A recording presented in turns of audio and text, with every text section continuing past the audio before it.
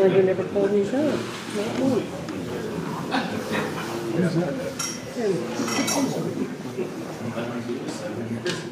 Danger. Danger.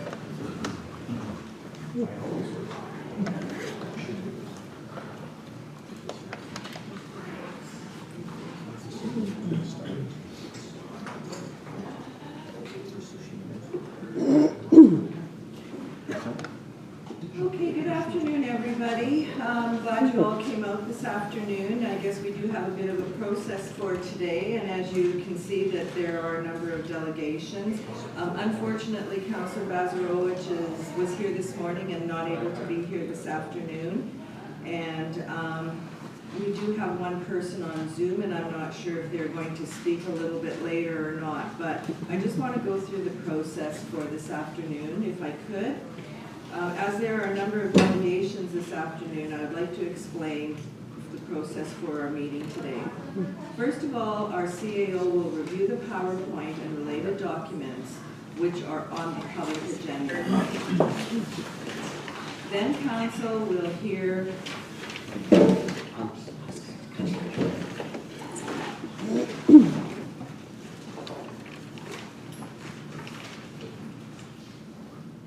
Council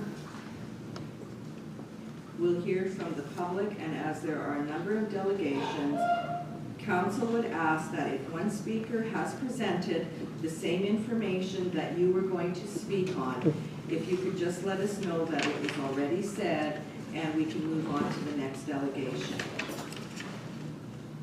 We can limit the time, so as I said, if somebody has already spoken on what you wanted to say, if you could just let us know, it will make it go a little bit quicker. And if we run into a snag and the timing is quite long, we will start limiting to about 5 minutes per person. The other thing that I can tell you is that I expect everybody to be cordial in this room. If we have people that are going to start heckling Council, I will ask you to be removed from the Council chamber. That is not the purpose of why we're here today.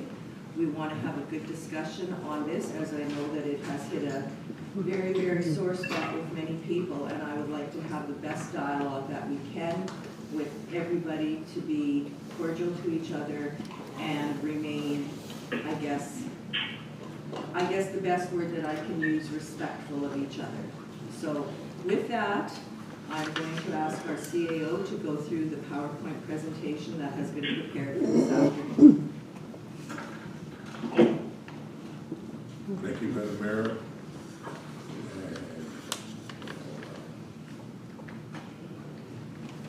Sorry.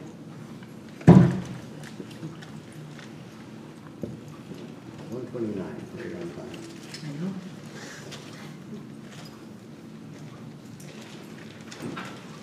Good afternoon, Council and members of the public. And today we're going to talk about the Grand Marais sewer study and connecting to the low pressure sewer system and a project description and costs that were identified as part of this project.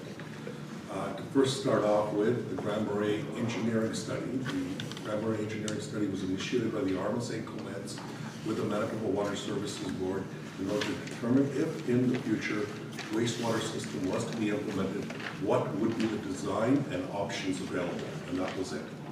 The study was to determine design options, as it was not a decision to proceed with any project at this time. The following were the study parameters: perform initial topographic surveys and geotechnical investigation to determine conceptual designs, and review the adjacent Grand Beach sewer infrastructure and lagoon and determine if there is a possibility that their lagoon may have some spare capacity to serve part of the Grand Marais needs. In order to be consistent with the commitment of Council for open and transparent government, the study was shared with residents in 2 open houses, and it was the engineering study. So to give you a brief background on this, on August 8th of 2020, a meeting was held with some local businesses, not all businesses, but with some of the local businesses, to get some community feedback and priorities they would like to see within the RMS St. Clements Explorer. Several items were discussed during this meeting, And it was also identified that if a wastewater system could be looked at along Highway 12 and the possibility of connecting that to the Grand Beach Lagoon. The Arm of St. Clements had also identified that previous attempts for looking at some senior housing development was not proceeded with, as the developers identified lack of infrastructure needs for their needs, lack of infrastructure for their needs. A request was made to the province of Manitoba for technical and financial assistance for a feasibility study on implementing a sewer infrastructure in Grand Marais. The intent of the study was to complete an engineering study that would provide options of possible sewer development ideas and looking at possible ways to improve services in the Grand Marais area. The intent was to understand, as there was no studies to date, there was discussions, and there's been discussions that have been going on for a number of years, and the intent was, what would that look like if it was ever to be looked at in the future? So what was the engineering study scope? It was to determine potential extent of the sewer servicing area, identify the number of existing and future lots that could be serviced with the capacity of the existing 2 lagoons, and investigate the requirements of oversizing to accommodate individuals or developments outside the servicing area. Identify and evaluate different options for sewage collection with an emphasis on suitability of construction, maintenance, cost disruption or existing residents, and the effect on existing infrastructure in the environment, and the ability to accommodate future expansion. Conceptualize the number of locations or lift stations and that may be required for various sewage collection options. Provide options for staging of the work if need be, and reduce the number of lift stations required and maximize the benefit of the locations. Identify sewage treatment options. That was to conceptualize the upgrades, expansions, or operating procedures of the existing facilities with respect to existing capacity, licensing restrictions, land availability, environmental and zoning stipulations and costs. Investigate the benefits or encumbrances of constructing new facilities as opposed to the expansion of existing ones. Provide options for phasing of new or expanding facilities. And finally, prepare a draft of final report outlining the technical and financial aspects of the above, including conceptual layout plans. At no time was there any work planned beyond this. So why an engineering study? Well, the potential need for a sewer system in Grand Marais has been discussed for many years through multiple dialogues with businesses, developers, residents over the many years. To date, there has never been any design or any costs or any analysis that have ever been done. So that was the intent. So the intent was to do design and costs related with constructing a sewer system as they had never been determined. An engineering study does not constitute imminent implementation of infrastructure. An engineering study is an engineering study. Options of connecting with Grand Beach Lagoon or the Arm of St. Clements Lagoon needed to be considered in regard to capacity and costs that needed to be determined. Proper infrastructure planning requires professional engineering studies. Future grant applications will require study to be completed in advance of the application for grant funding. So if the RM was ever to look in the future for grant funding, engineering studies are needed in order to be able to even make applications for those types of grant fundings. Provides necessary information for future developers and land development should the need arise. As a developer comes in, or as anybody's looking at development and expanding, they can understand what are the costs if they were to go on to or request for sewer services. The study recommendations. The engineering study does not recommend proceeding or any specific option, and only provides design options and associated costs based on current market conditions. That's all it does. The study provides for design options for the gravity, for low pressure, and for hybrid models for sewer services along with some anticipated costs. The engineering study also reviewed options to connect to the Grand Beach Lagoon and determined that there is not enough capacity to accommodate connecting to it. So that ends that dialogue and that discussion, which have never been finalized. There was always lots of discussion of, is there an opportunity to utilize a Grand Beach Lagoon, which was a lot closer and would be reduced costs. The ability to implement in stages and associated costs can now be determined in the future if there is a need to implement in any specific area, as an example, a business district, or any other area. There could be now potential costs and the amount of pipe that's needed, where it needs to be connected, and the design is all there now to be able to do that as for future planning purposes. The study also allows for better capacity planning of our existing lagoon into the future. So the study also came in, took a look at it and see what are the capacities, and we're able to do the analysis so that we know what size of our lagoon is and does it accommodate future growth. The project location for the sewer connections was identified. This was the map that was shared with the public as well as with our, when it went out to tender, and that's the area that was identified. With utilizing this area, we utilized our GIS software, identified all those parcels of land, and then identified the addresses and connections, and we mailed out to only those residents, because it was only impacting those. Yes, there are lots of residents all around this area, but the intent was to look at servicing in this area specifically, and mainly was to look at how we could also look at the business area if need be. So what is the project status? Well, the engineering study has been completed, and questions regarding design options, cost, potential connection to the Grant Beach, or the Artemis Inclements Lagoon have been addressed. Information has been shared with the public in an open and transparent manner for the document. This entire slideshow will also be available online and available to all our public. The intent was to get an engineering study. The report will be received as information for council and available for administration, any potential options for implementation or for sharing with anyone who may be asking about what's needed to be able to connect and to be considered into the future. Any implementation in the future will require adherence to public consultation and notice requirements under the Municipal Act. So just because an engineering study has been done and there's been considerable dialogue that there is a next step forward. The next step has not even been initiated, for one. Number two, it requires, there are specific guidelines which I'll cover as to how the Municipal Act requires all that to occur.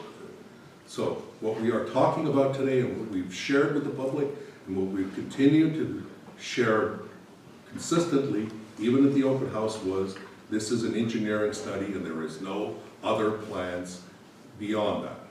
The current project is considered complete. So today, the project was completed, the engineering study has been completed, and council will be receiving it as information.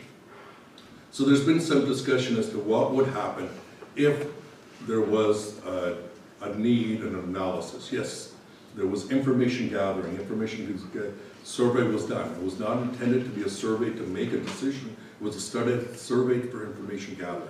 Not only did we do the survey, yes, there was some delays in posting out the survey results, because one of the residents that did show up at the open house asked for 300 copies, and we were awaiting for those to come back as well.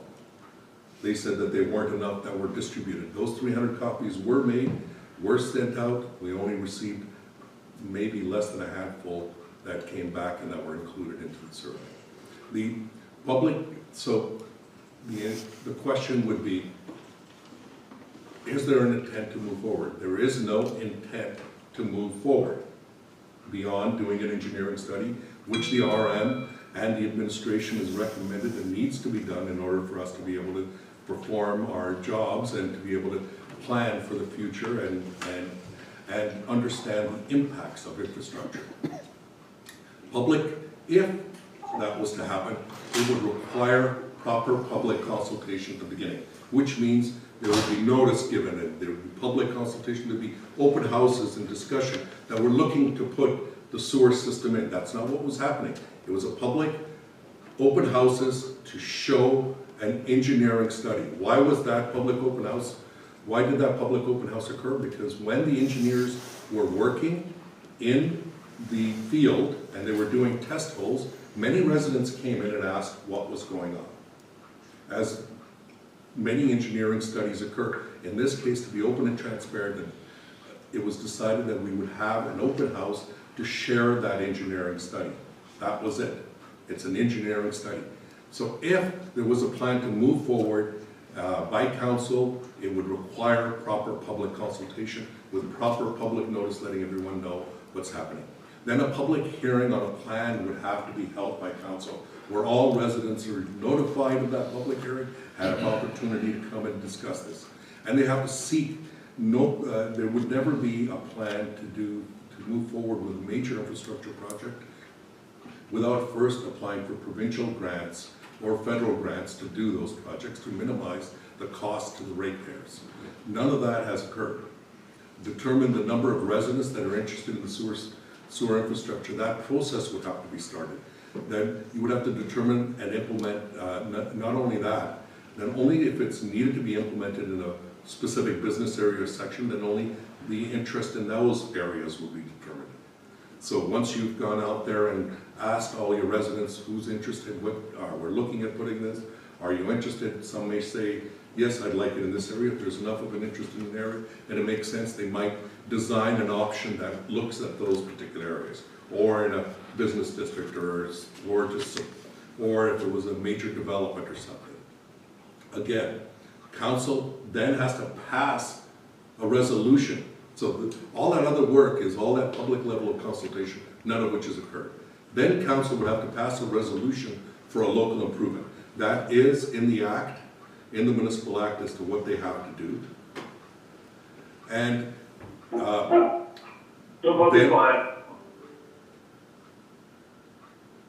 then council passes the resolution for the local improvement. Then, once that's done, the administration is required. Excuse me. Could you mute yourself, please? Mr. Doak, can you please mute yourself? My apologies. Thank you. So the council has to pass a requirement for a local improvement. So that means a proper resolution occurs, which happens at a public meeting of council. Then the administration is asked to prepare a local improvement plan which details those costs. Not estimated costs, but it has to figure out all those detailed costs, as well as the cost of borrowing, all those things that have not been determined, as well as it would have required, as an example, to go out and receive grants and then apply those grants and see what the actual costs would be. So the local improvement itself requires multiple steps as per the municipal act. The local improvement plan has to be published, has to be made available online, has to be made available on our web, on our public offices, so that the public has an opportunity to come and take a look at the plan before any dialogue is even occurring on the plan itself. And then the notice of the local improvement plan is provided to all residents that are impacted by it. None of that has occurred either, so there is no plans to do this.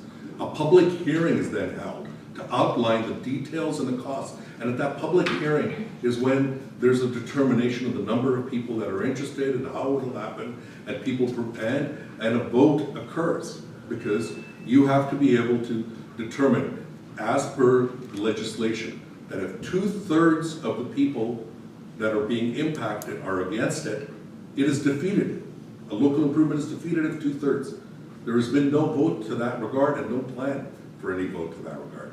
And if there was less than 2/3 against it for some reason, and there was an opportunity and people were still against it, and council decided that they had intent to go to third reading, it still gives the opportunity with the checks and balances for the residents to go and file an official notice of objection.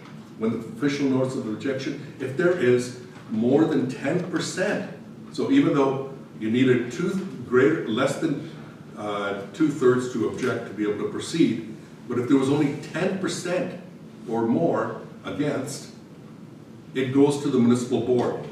So it's another check and balance on the part of the provincial government and on the part of the municipalities to be able to check and apply the municipal act. So that would require, and if there's at least 25 residents, that's enough to be able to send it to the municipal board. Then another public hearing is held, and the municipal board will then check to see if all the proper due process was followed, and only then will the municipal board allow them, either they can say no, do not proceed, Or, okay, you followed all the due process. Let's say there was 10,000 people for it, only 25 against it. Still goes to the municipal board reviews it, and then makes a determination at which point. Now, that hasn't even taken into consideration some of the other major components that come around with local improvements. Local improvements can be established by only charging people that have chosen to. So you can have an opt-in type of local improvement. None of that dialogue has occurred. So it could be, that you put the infrastructure and the people can opt in. Yes, there's a requirement when services are put in that there's a provincial legislation that if services are available to your property, in front of your property line, you're required, you have up to 10 years to connect. But only if they're available in front of your property line. If there's a main line, that doesn't mean services are available to your front of your property line. Many residents in South St. Clements have had, in those cases, they've had main lines and they didn't have, the main lines were done 15 years ago, and the legislation at that time said 5 years. Even when the lines were put in, even then it says when services are available. So there was a factor that the Lockport treatment plant could not accommodate any further growth. So the time clock never started ticking on those individuals. And even then, when that was done, it was all communicated with the local residents. So those are all the checks and balances that come along in this. So the municipal board considers every bylaw. So along with this, there would be borrowing requirements, and that also goes through the municipal board as part of it in order to be able to set up this project, if it was ever to begin. So with those system costs and options, I thought I'd make it clear because I think there's been a fair amount of communication as to what the intent is. There is chairs in here, madam, if you'd like to join in. There's a chair at the front here. We're at the back. And so when the local improvement has been established, there's still options for the residents. So not only is there, as an example, the Municipal Act says, how could a local improvement be put in place? And again, all this information will be available on our website along with our agenda, and we'll share it on our website. What are the annual rental values, or what are the method that they'll be determining it on?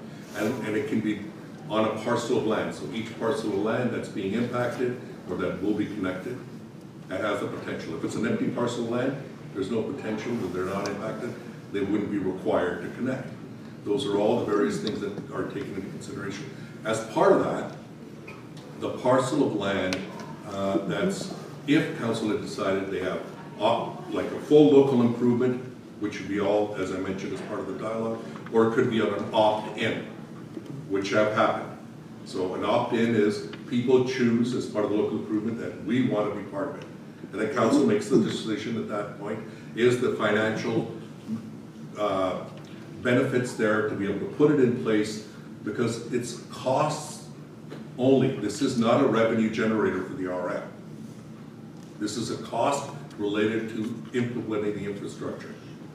And then there's the fees that are charged for the sewage services are also go through a check and balance, which goes through the Public Utilities Board. So the amounts are determined, and if it is determined that it's to proceed, you have two options at that point, which would be a one-time payment in full, or to choose to go into an LID, and then that gets put on. It's only on the individuals that were connected. So if it was done in phases, it wouldn't impact any of the other taxpayers. Only on the taxpayers that are benefiting from that connection are the only ones charged as part of the local improvement. And it shows up separately on your tax bill as a local improvement charge, which is there for the time that it's required for the 20 years. And there's specific legislation as to how that can be implemented. Again, none of this process has started. It needs to be really clear. There is no plan. The council has never communicated a plan to move any further than having an engineering study, because of all the dialogue and discussions on what would it take, where could we do this, could we connect to Grand Beach Lagoon, could we connect to anywhere, and how could we, there were discussions on growth, there's discussions on seniors housing, discussions on all hotels, all those things are all things that are needed to be, then you need to say, well, this is what the cost would be. The cost to any commercial property is a direct cost to the commercial property. It is not borne by the residents. So I also put in this is in the act, and this is the flow chart of how, if it was initiated by council, where it is and what section of the municipal act. This is right out of the act where the local improvement plan and proposal is put forward. Then council gives notice to all taxpayers, and if there's objections by 2/3 or more potential ratepayers, it dies and it cannot come back for discussion. So council can't just keep bringing it forward. So it has to wait a full 2 years before it can be coming forward again. So the other is, if there's no objectors or objections less than 2/3, what is the process? And it goes in there, and council submits that it's certified copies of the bylaw and the application of the bylaw, and a statutory declaration that there was enough votes to be able to do that. And then the municipal finance officer forwards this entire package to the municipal board. And if 25 or 10% of the potential taxpayers, again, are in objection, then the municipal board also holds a public hearing, as I've said. None of those things. So today is not a public hearing. Today was, nobody open and transparent, we received the information on a public agenda because there was concern and comments. And yes, there's been some miscommunication, and I'll take responsibility for any miscommunication. There's also been some misinformation out there. There is no intent for anything beyond doing an engineering study. Engineering studies are needed in order to be able to plan and prepare. They're all part of doing business. Municipal board would then do the final hearing and move forward. So, thank you, Madam Mayor, that's the presentation. Thank you for that. Okay. So now what we're going to do, as there are a number of people who wanted to present today, I am going to go down the list that I have here. If you did not register to speak today and have decided that you would like to, I will ask at the end of those that I have on my list if there is anyone else who wishes to speak, so that everybody does have the opportunity to speak. Even though this is not a public hearing, we would like to hear what everyone has to say. So we will go with that.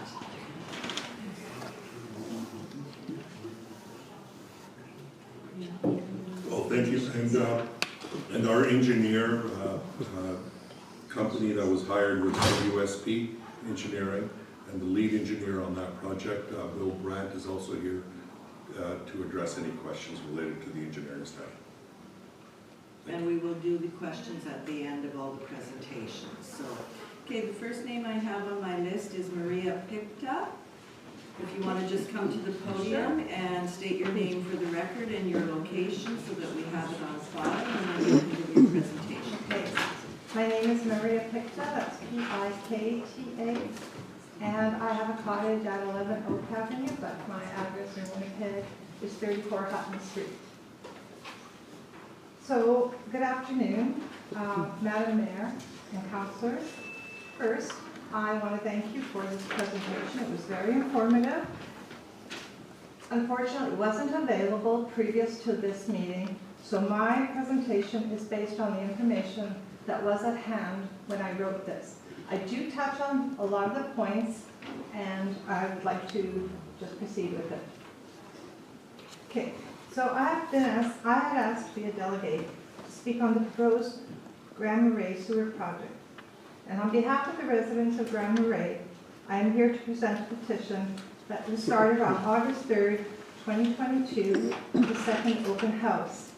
That afternoon, I got 74 signatures opposing the Grand Marais sewer project. From there, the petition was built with the help of a few wonderful, concerned, and dedicated people. For the last 5 weeks, gave up every weekend and even weekdays to go door to door to door, obtaining signatures, as well as informing residents of the Grand Marais sewer proposal. Many residents knew nothing about this proposal, and once given the 4-page WSP brochure and information that was available to us, people were more than willing to sign the petition. For cottages and homes where no one was at home, we left contact information, and residents did call us to come back and get their signature. I believe it was a very successful 5 weeks, not only because we obtained hundreds of signatures in opposition, but also the Grand Marais community became aware of the Grand Marais sewer project. So after knocking on hundreds of doors, there are 642 signatures opposing the Grand Marais sewer project, with only 12 residents not wanting to sign the petition. And they didn't want to sign the petition for different reasons. For example, I work for the RM, so I don't feel comfortable signing. Or I fear retaliation if people see my name on the petition, or I don't want people to know where I stand. And actually, only 1 or 2 people really adamantly said they would not sign it and that they would support the project. And 3 of them wanted more information, so they didn't sign. So in order to have a visual picture of how the community feels about the Grand Marais sewer project, we also produced a map of the Grand Marais properties, and for every signature that we got, we colored it in red. So, sorry. So the properties that are left blank were either not home, it's an empty lot, or a vacant property, and some of them were quite derelict. So as you can see, the red is quite the majority of this map. Thank you. So I'll be submitting that also to council along with the petition. So going back to our door-to-door campaign, I would like to share some of the comments that were shared with us by the residents. Number 1, there is absolutely no way that I could afford this astronomical financial burden. Number 2, their cottage was a generational cottage that was handed down through decades and generations. And if this project goes through, they may be forced to sell because otherwise they would never have been able to have a cottage. 3, some people said they chose Grand Marais due to the calm, quiet, and bucolic environment. If they wanted busy, they would have chosen Gimli. And 4, some said they will definitely sell. The RM needs to know that cottagers are very stressed about the financial hardship that this Grand Marais sewer project could inflict on them. Is this the legacy that the mayor and council want to be remembered by? So cost, I want to talk about cost. And I know you touched upon it, but I'm basing this on the information at hand. So I think this is a time to get good solid information, and please correct me if I am wrong. After speaking to the WSP engineers at the open house and reading their 4-page brochure, here's what I believe the cost could be. As the WSP engineers indicated, they would recommend the low pressure system, so I'll go with those costs. So number 1, the cost for the main infrastructure that would go either on the main street or back lanes would be $9,693,000, plus the $2,815,000 for the necessary upgrade to the lagoon, for a total cost of $12,508,000. So the 3 options, now we go to the 3 options and cost for how the low pressure sewer system would be implemented as follows.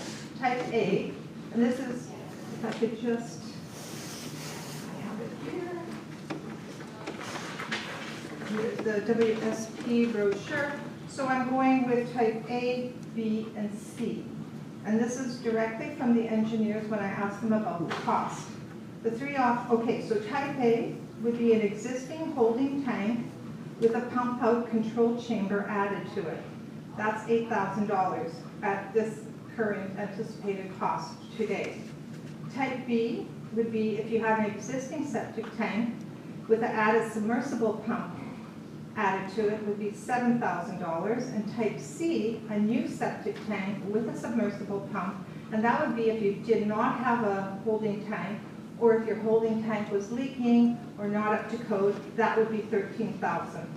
And then, according to this brochure, the typical on-lot residential connection fee per cottage is $8,000. So if my math is correct, the initial outlay out of the residents' pockets would be between $15,000 and $21,000.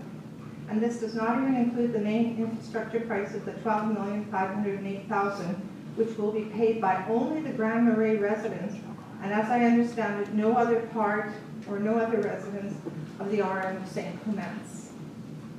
So Other costs that were not discussed at the open house or in the WSP brochure are, one, and these are all things that came up as we were going door to door and residents were telling us.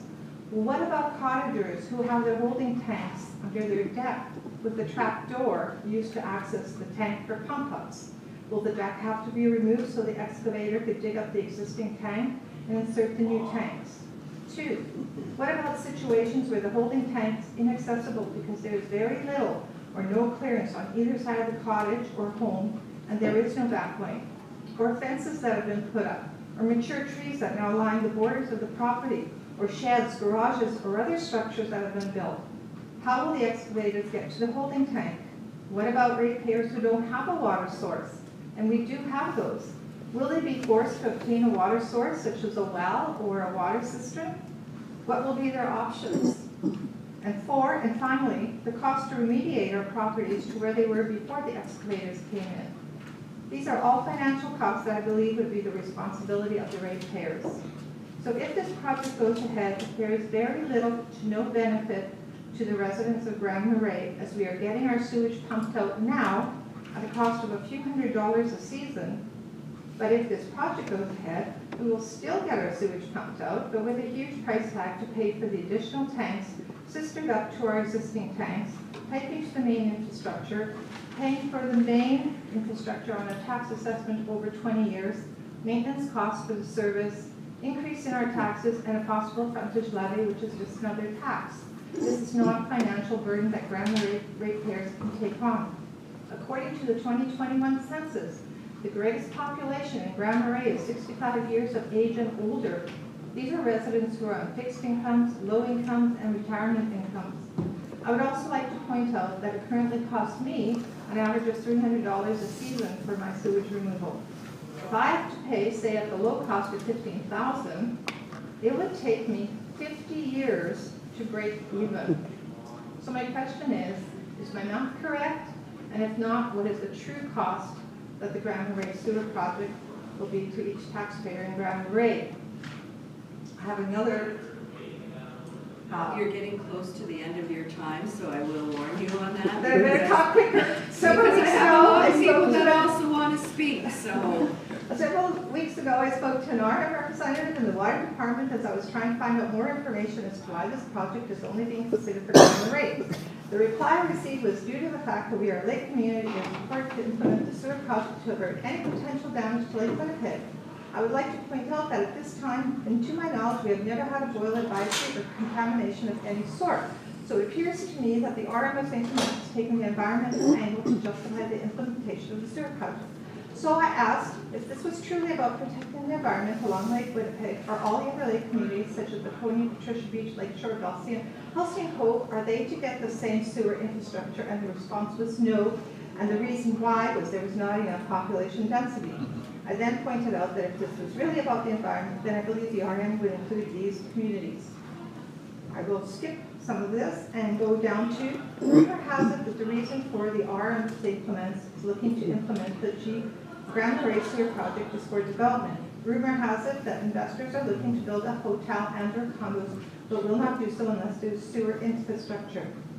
If investors want to build, go ahead, but they should pay for the infrastructure as they and the RM will benefit, not the residents. So the people in the community want to know and deserve to know why the Grand Marais sewer project has been initiated. So my question to the Mayor and Council is who initiated this and why? And I just have one quick little thing about the survey. I just want to touch on the survey results that were recently published on the RM of St. Clements website. I believe that the survey results that the RM of St. Clements put out in spring supports the fact that the ratepayers of Grand Marais do not want or need the implementation of the Grand Marais sewer project. 64.4% responded no, and this was without any financial information attached to the survey. I believe if costs were included in the survey, the no response would be even higher, closer to the petition results that I mentioned earlier. In closing, I hope the Mayor and councillors of the RM of St. Clements are listening to your constituents, the residents of Grand Marais. We are saying we do not want the Grand Marais sewer project, nor do we need it. I would now like to present the opposition petition and highlight a map to the Mayor and councillor and I thank you for the opportunity to speak, and I will wait for your answers. So, this is for you, and I apologize for the tatters, but 5 weeks. Thank you. Thank you. Thank you very much.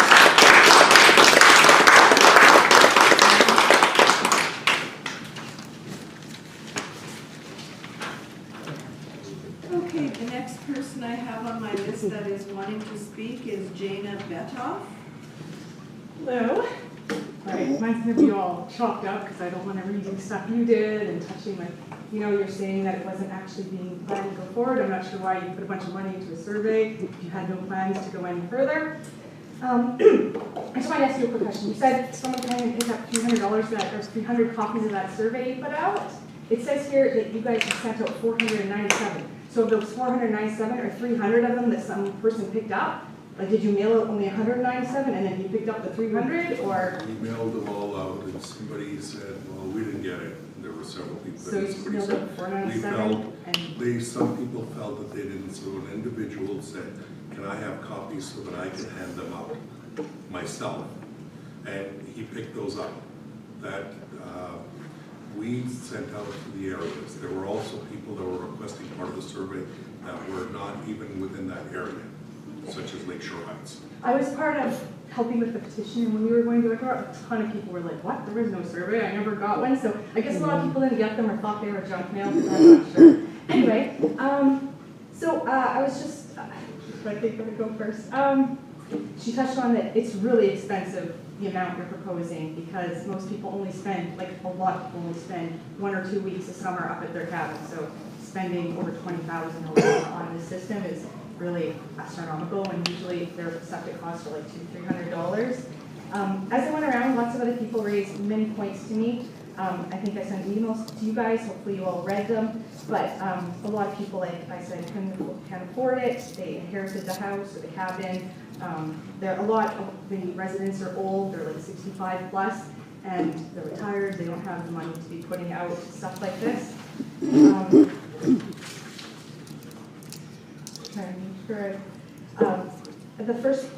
When it was first presented, it was saying, you guys, and even on here, you're saying for permanent residents, according to census, there's 993 private dwellings in Grand Marais, and only 171 of them are year-round. As I was going around, I met a lot of these people, and a lot of the older people that live there year-round are snowbirds. So even though their permanent residence is in Grand Marais for the year, they don't stay there for the year, they're gone in the winter.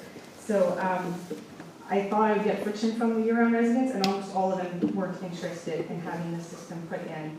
In the last census, they counted a bunkhouse on my property as one of these 900 cabins, and it's just a bunkhouse in addition to the property. So I'm not sure, and a lot of properties have separate bunkhouses. So I'm curious how many of those 993 properties aren't real properties. They're just a bunkhouse or a shed or something. And for a lot of the cabins that have multiple properties on each cabin, I'm curious how it would be with the sewer system. If there's 2 cabins on one property, and that's a very frequent thing in the area, will each cabin have to have its own line put in? Can they share? A lot of these cabins aren't like side by side. If it's a bigger lot, they might be 30 feet apart. Can they share the same line, or does that homeowner have to pay 2 lines coming in, so the 8,000 times 2? Do they have to pay 16,000 for one property? I did email these questions to the WSP, but they don't seem to get back to you. Anyway, and then I had also been informed that prior to you being the mayor, I guess the other mayor, I don't really know, I've never been involved in this stuff too much because I didn't really care until this started bugging me, that there were plans for just the business section to get sewer, and that it was then scrapped. I'm thinking if it's the businesses that want it, then maybe the businesses should just do their, the business strip. Like, there's only 2 main business strips in town. Maybe you could go back to that past plan of just doing the businesses, because it was the businesses. Some businesses signed for sure, but some of them were very against signing and did want it. If this is for businesses, as I'm not 100% sure what the reasoning is, but if it is for businesses, the town is surrounded by water. Like, we can't grow. We're not going to keep sprawling out. So I'm not sure where you would think all these businesses would go. Sunset, over not too far from us, they have this system, I understand, and they're surrounded by farmland. And they're not like sprawling out. They don't have any businesses that I've seen. As I've driven around in that area, almost all these lots that have the sewer system are just vacant lots right now, and some have trailers, like a camper trailer. There's not a whole lot of establishment or the businesses. There's nothing there. So I'm just thinking if you're wanting to grow a town near the beach, maybe one that has space to grow out, because again, Grand Marais can't grow anywhere. As I walked around, I couldn't even count the number of vacant properties we came across. Like on that map you see, there's a lot of white. That's not people that didn't want to sign. That's just vacant properties. Nobody was there through over a month we were going, constantly, no one there. So many neighbors complained to me about skunks, raccoons living in the derelict cabins near them. It's obviously a major problem. My neighbor, the neighboring cabin, has raccoons that come into our yard all the time. We see them climbing in and out of the holes in the roof of this cabin. People tell me they call animal control, who says it's not their problem, call Fish and Wildlife. Fish and Wildlife says it's not my problem, call animal control, and nobody does anything about them. And nobody does anything about these abandoned cabins. When you first drive into town, the very first thing you see on your left is this old blue cabin. The grass is this high, it hasn't been mowed all year. It's not a very attractive sight when you enter town. Why would a business want to grow in a town that is in visible decline? When you drive around, you see these eyesores everywhere. Broken windows, holes in roofs, rusty abandoned vehicles with vermin living in them. The property next to us hasn't had the landowner there for 5 years. A woman told me her neighbor had been gone for 8 years. Another person told me in the 15 years they'd been living at the property, they had never once seen the neighbor, not once. Children break into the cabin next to me. My husband had to go yell at them, chase them away. We had to screw the cabin entrances shut with wood and screws because nobody's taking care of these properties. I printed a couple pictures. You can see this cabin has holes in the roof. There's vultures sitting up top. These are just, if you'd like to pass them around. Those are sites in town. Like, that's not a very progressive looking town where people would want to develop. A lot of people in town kind of feel that we're neglected by the arm a bit because we're way up kind of, on the tip of your ward. Some things don't get properly maintained, as in the letter I mentioned to you guys, roads flooding, not having culverts and stuff, roads getting washed out. So we're just wondering if something this complex will be maintained well or not. We don't really hear much from you guys. And then suddenly, oh, hey, look, come spend a bunch of money on this sewer system. As we understand it, you're saying it's not profitable to you, the council or the government, but as we were told that your rates, I'm not sure if this is true, depend on kind of like the taxes you collect, revenues and stuff, so certainly this would create a lot more tax and revenues. I'm not sure how that all works, but one question a lot of people raise is what would happen in the winter when we have excessively long power outages? Because we have a lot of power outages up in our area in the winter. And I'm assuming these pump stations that bring the water up would need to be heated and have power going to them so they don't freeze. The frequency of power outages in our area is quite high. One year-round resident told me that years back, the power was out for 3 straight days. People had to leave their house because they couldn't cook food and stay warm. How would the sewer cope with a situation like this? How can we expect businesses to establish if they're going to have power outages like this, where pipes can freeze and you can't cook food and you can't stay warm?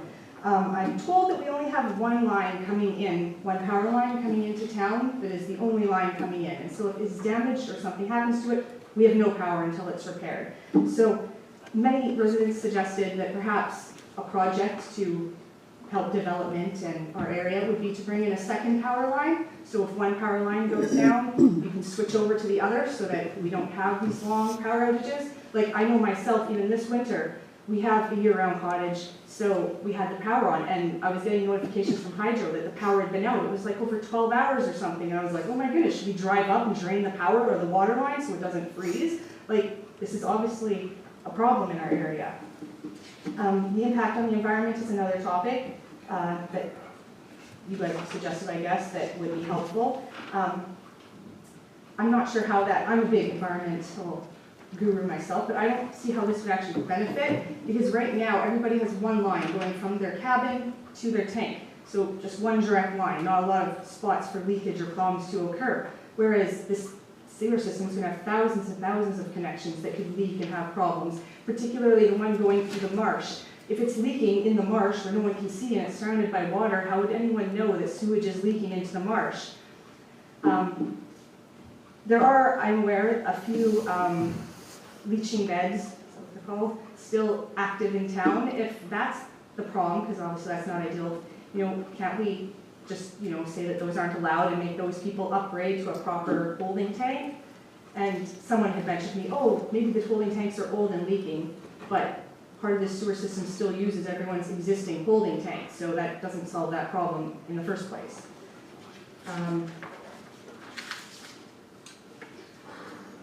The main attraction up here for us, because this is not a year-round place for most people, is the lake.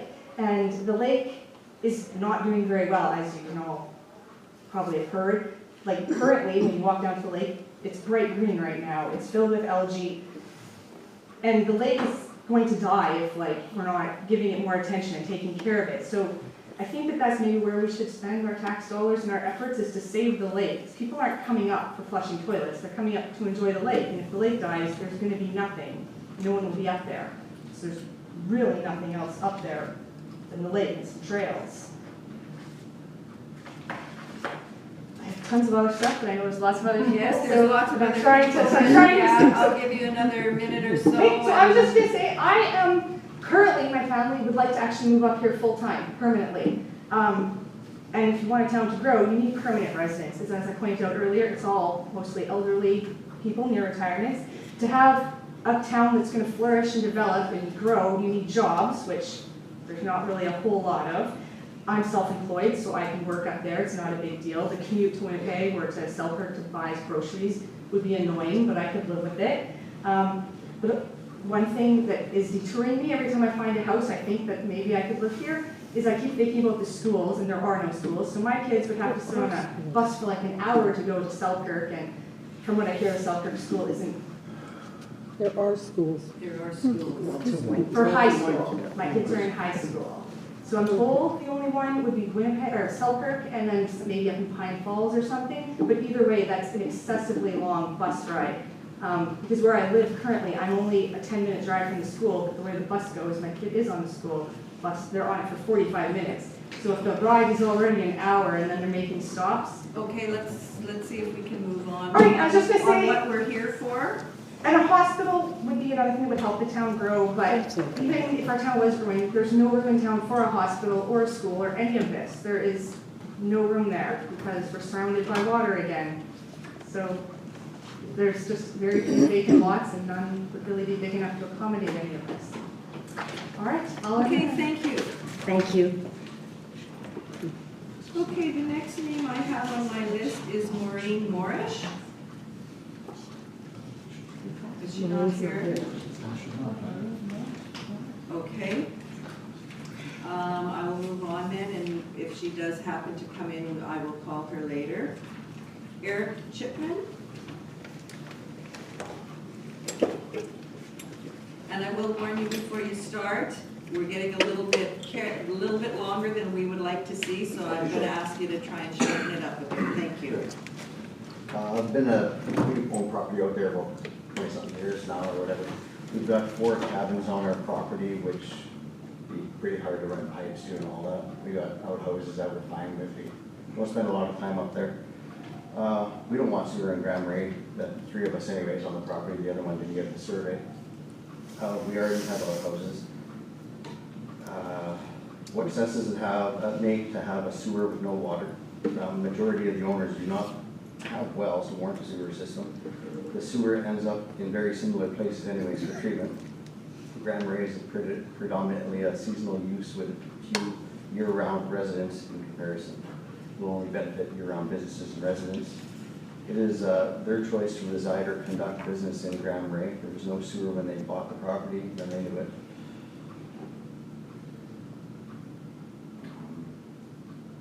Yeah, so it unfairly targets majority seasonal users, the lifelong costs and upfront costs. The proposed holding tanks will still need to be pumped out, probably biannually at least at $85 to $100 a pump. Well, we only pump it out once a year and it's $85.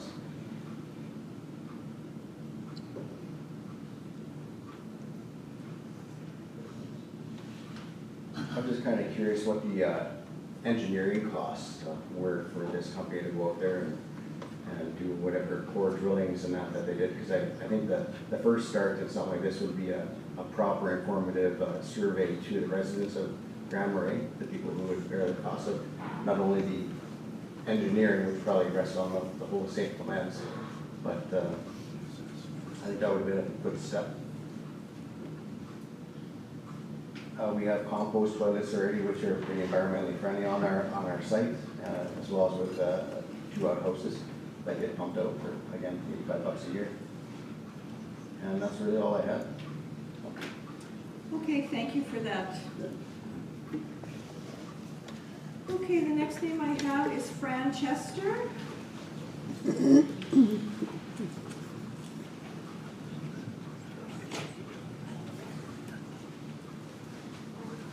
No, if you don't mind, I've asked my nephew to hand out. Oh, thank you.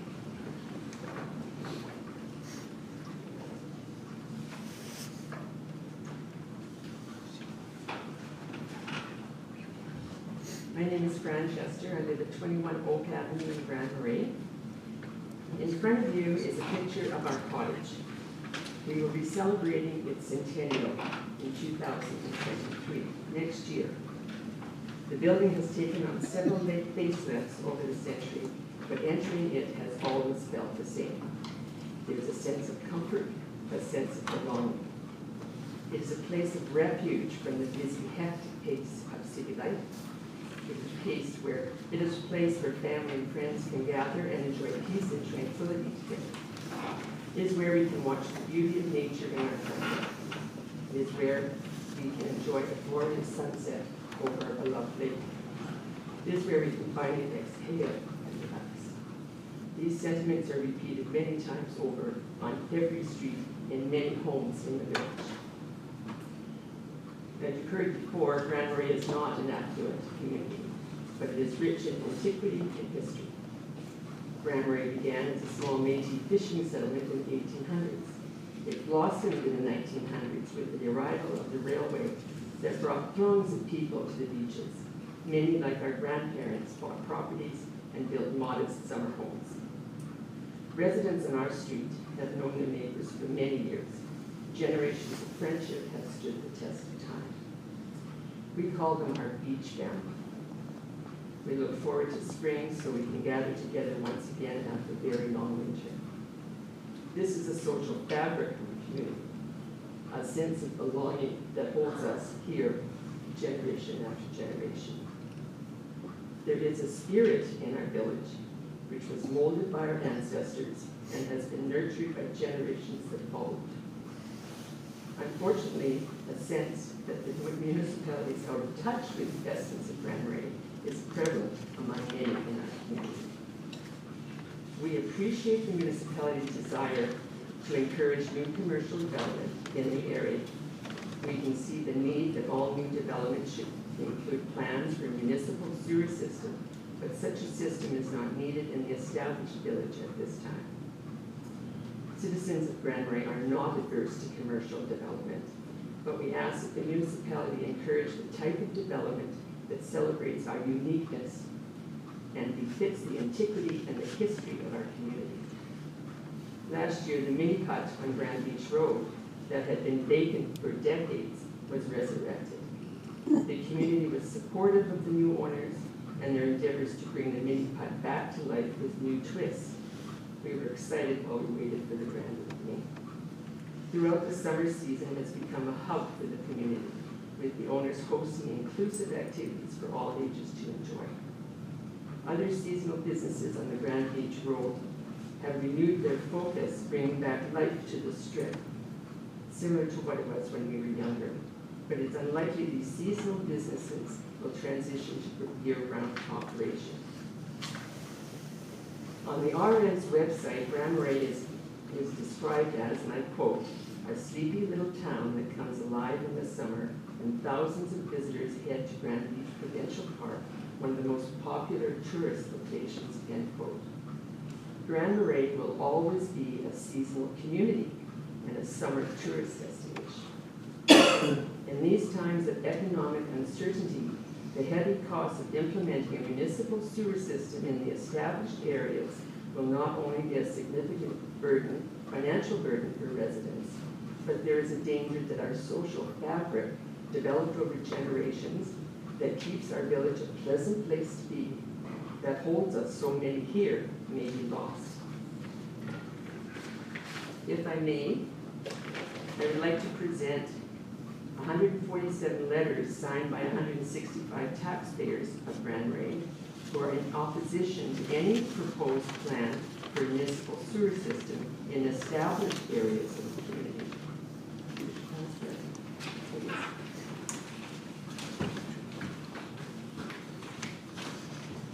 Madam Mayor and Council, we ask you to do the right thing for our community and abandon any further work on a potential plan to install a municipal sewer system in the established village. We ask that it be removed from the potential project list until such time that it's actually required or a majority of residents ask for it. In closing, we thank you for your service to the RN of St. Clements and express our appreciation for the work that you do for its residents. But one thing that has become abundantly clear these past few months is that there is vital work to be done regarding the relationships with elected officials who represent our community. We invite you to come to our community on a regular basis, sit down with residents, and discuss mutual concerns. Only then can we build a mutual trust which will lead to a positive relationship going forward. Thank you. Thank you very much.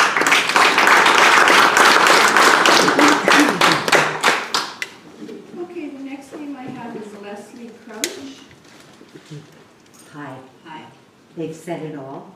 Okay. I'm opposed, and I'm at 61 Grand Beach Road, along with 4 other people, Okay. or 3 other people, and families. And we do not have well, we do not have a well.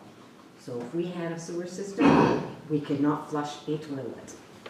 Okay, thank you for that, Leslie. Thank you. Okay, the next name I have is Tracy Granger.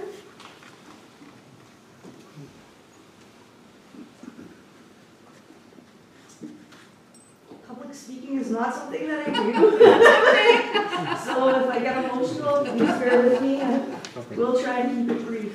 My name is Tracy Granger. I am new to the area. I am broker owner of T Real Estate. I've been the owner and broker of my company for over 7 years now. I have been a licensed realtor for 15 years. I have extensive knowledge and experience in the real estate field. I am a lifelong resident of Winnipeg. However, my partner of 11 years owned a year-round property in Sandy Hook. And I've been spending my time, dividing my time amongst the communities in Winnipeg and Sandy Hook for over a decade now, very involved with the communities, both communities. Just recently bought a property in Grand Marais. And I've heard rumors, about speculating how a sewer system would impact the value on homes in Grand Marais. Now, there's new legislation that was brought into place January 1st, the Real Estate Services Act, which replaced the former Real Estate Brokers Act. And I'm basically under gag order and not able to speak to values and individual, but I will speak to my individual experience. And having this knowledge, I come from a single family home. My mother raised me, and I put myself through university, and I escaped an abusive relationship, and I built this real estate business. And there is no way that someone like me is going to put their money into something that isn't a good investment. It just, I can't do it. It's very hard for me to spend money. And I was showing this home, so I've been operating in Winnipeg and in Sandy Hook and now in Grand Marais. So I've actually been selling homes in Grand Marais for the last few years. And I showed this home, and just watching the sunset while I was out there, I fell in love. And there was no way that I was going to put my money into something that wasn't of value. And I bought this home, and there were multiple offers on the home, and there's no sewer system there. I fell in love with just the town as it is, as many long-term residents have spoken to. And I just don't see the value in putting it there. I've done absolutely no work to my home. And my personal home, I've had an offer of $84,000 more than I've paid for it. And that's just a year ago. And if anyone knows what the market is like, I mean, that's a substantial difference without implementing anything like a sewer system. And I really do appreciate all of the work and information that has been provided to us regarding the costs. I just don't feel that we need to shoulder that. I don't feel that that needs to go forward. And looking at the method that is involved with moving forward with further studies, I don't think that we need to shoulder the cost of those studies either. So I think what has been presented today should be enough to end going further. And that's all I have to add. Thank you. Thank you very much. Thank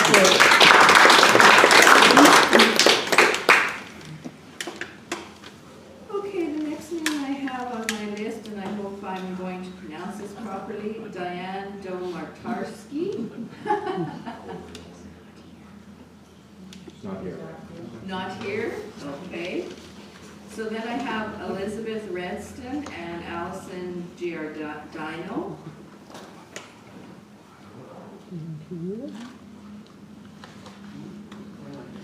Not here either? Okay, the next name I have is Darren Wanless. Hi.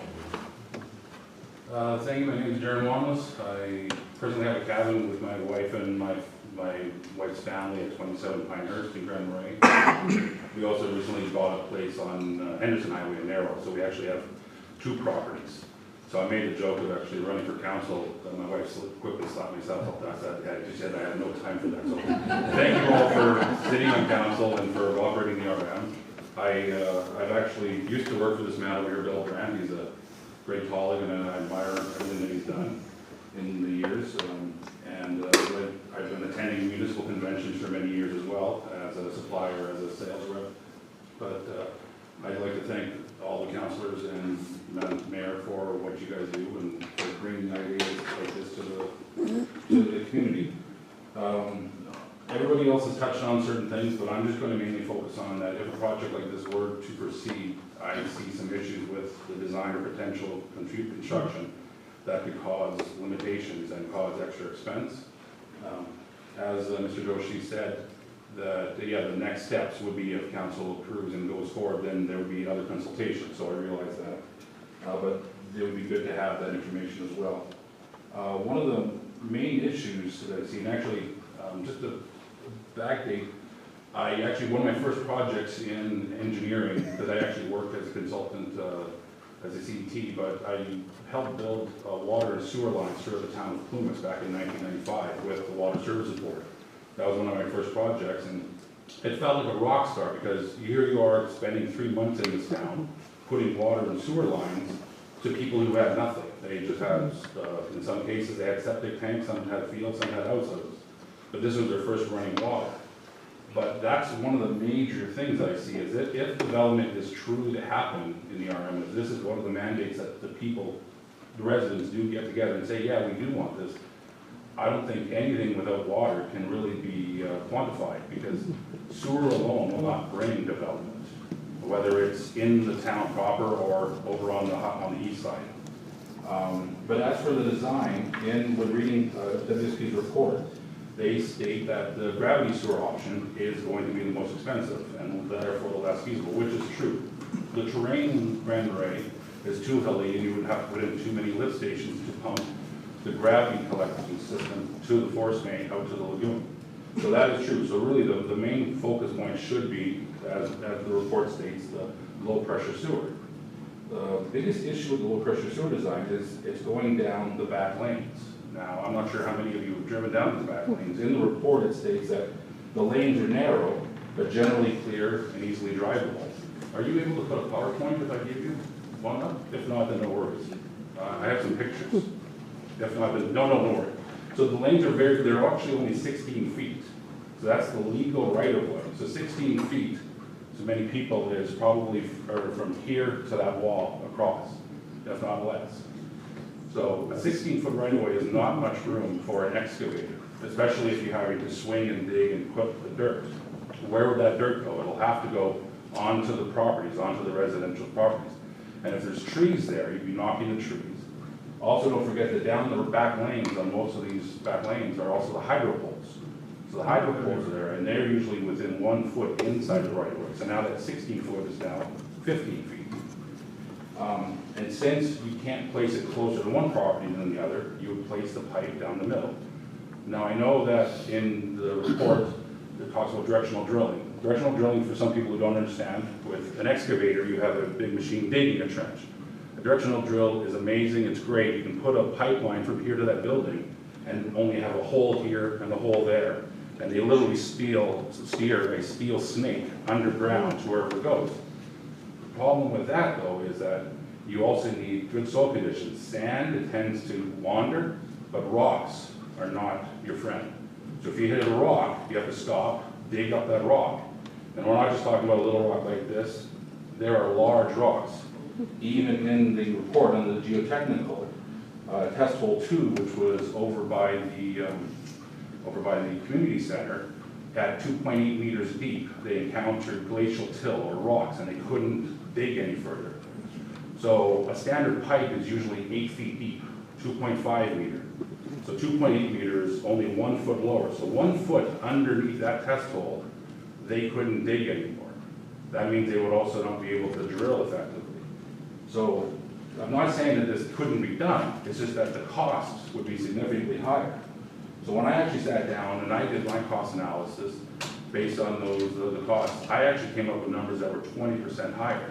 And I thought, well, maybe I'm playing on the side of caution. I actually sent the report to a construction firm that I've known for years and I well respect. They actually are doing some work for the Armory now, Palio Construction. They actually sent me back an estimate to be 25% higher. So my 20%, I thought, oh, well, maybe did I miss something? So with the narrow construction, if you can't directional drill it, that means you have to excavate it. Excavating in back lanes, 16 foot wide with a machine, and in order to take out rocks this big, you need at least a 20-ton excavator, a Cat 320. The tracks on the Cat 320 sit 10 feet apart. So that leaves 3 feet on either side. So while it would be great to run these lines down the back lane, it's not entirely feasible because of the room constrictions. Now, yes, we can whip that in the front yard, but I mean, it's in the front streets, but then again, you're ripping up the line. So is there a need? Do people want that? Yes, everything can be rebuilt and reconstructed after an excavation goes through, but there always will be damage. And if there's ever water to go in, so again, going back to that water question, if you put water in the community, you can't do it down the back lane. It would then have to go down the front streets because the back lane would have been taken up by the sewer lines.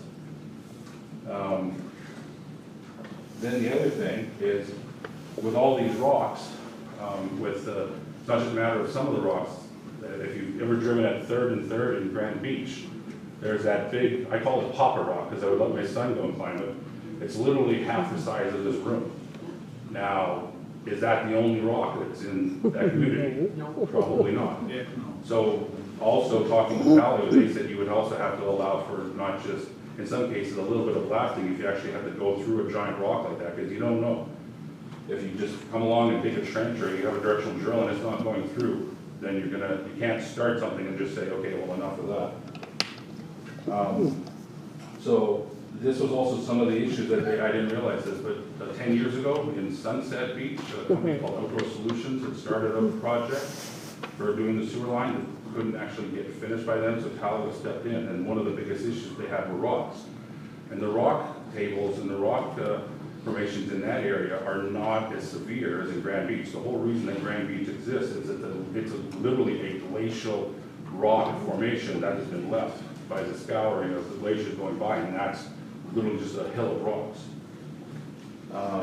So the other biggest issue is if you're going down the back lanes, which are cleared in the wintertime of snow, so we have access, and as a cabin owner, I actually prefer going up there in the wintertime more than the summer, because it's quieter and I can get more done. And my busy season in construction is the summertime, so I enjoy it there.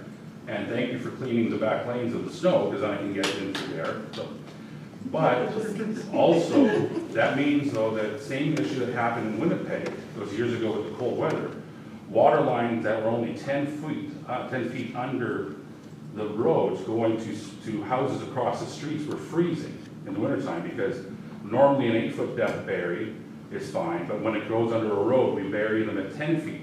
But even during those cold conditions, some water lines in Winnipeg were freezing, so they had those thousands of them. But with this proposal, you would be putting not just the services that go to everybody's tank in the middle of the lane, you'd be putting all of the pipes down the middle of the lane. So it would have to be recommended that those pipes should be lowered to 10 feet, if not more. Because it's not just a 20-foot run going under the road, you're going under the entire back lane. So therefore, it's much more susceptible to freezing. And also coupling that with the lower amount of people using it, because if there's less residents permanently using it in the wintertime, they're not going to be putting through the effluent. So there's more chance of it actually freezing. At least with a water line, the water is always circulating, or if there's a loop. A water system has a closed loop, but with a single source effluent line going from a person's property joining up to the force mains, eventually it would start to warm up, but there could be potential lines that would actually freeze with that. Aside from directional drilling, also the high water tables. So 4 of the test holes that were done, or all 4 test holes that were done, show water and slewing in at 0.4 of a meter, so 1 foot 4 inches. So I live in Pinehurst, so I know of high water table, because when we put in our tank, we actually had to put in a sump 10 feet away to draw the water table down for a week before we could actually install the tank, or else it would have just floated up. So we had to keep that sump going to draw the water table down. And right now, the fact that all 4 holes have water coming in at this depth shows you that given a dry or a wet year, your cost for construction could go through the roof, because the contractors are aware of the high water table given from the lake. If the lake is high, the water table is high. That's the only indication. So that will also have to be taken into account. So, and one of the main reasons that Talio said that 5% that was a difference, I didn't realize the cost of pipe had gone up so much. The price of pipe has doubled, they told me, and even fuel for them almost was twice as much, but it's slowly coming down now. And then you had touched on going across the lagoon, or who would? Yes, actually, for going across the lagoon, Do you want to speak to council, please? Yeah, crossing a lagoon, or crossing the marsh is plausible and safe. It's just that, yes, every pipe has the potential for leaking. And if it actually does leak, it will find its way up. Like it's not like it goes down, it will find its way up.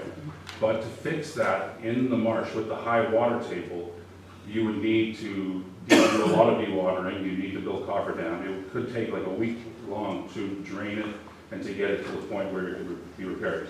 That can be avoided by using a thicker DR pipe, like so a thicker wall pipe, which would be less susceptible to damage, but definitely that is the potential if crossing in across the causeway. And then, so even if the design were changed to a front street installation, that would also allow for a water line to be installed, because Water Services Board the design specifications allow for a water main to be put in, and then 1 meter over and 0.1 meter separation of sewer line. So if you have a common trench, that could save on it. But adding water lines also adds to additional feasibility studies of a water treatment plant, water piping, fire protection. But again, going back to that first question I had, if development is really a true decision in this, then it would also have to be addressed for water supply too, because sewer standalone just would not. Even the town of Plumas, like I said, since we installed that system in 1995, their population went from 200 to 242 people. Is it a success? Was that what they were wanting? Maybe, but at the same time, now all the residents actually have water and sewer, and it's full-time residents, whereas this, as the report specifies 10% residents are permanent, but I know on the RM website it says more like 25 to 30%. Does anybody have that true number? We'd have to take a look at the Stats Canada information. So that was one of the things in the loading. I noticed it was a 10% base, so that could also throw that out. But aside from that, I do welcome to work with the RM and the residents, and I've actually met a lot of people doing all this, so thank you for bringing this to everybody's table, and thank you for acting on behalf of the residents, and if you have any questions, I'd be more than happy to answer them. Thank you for that.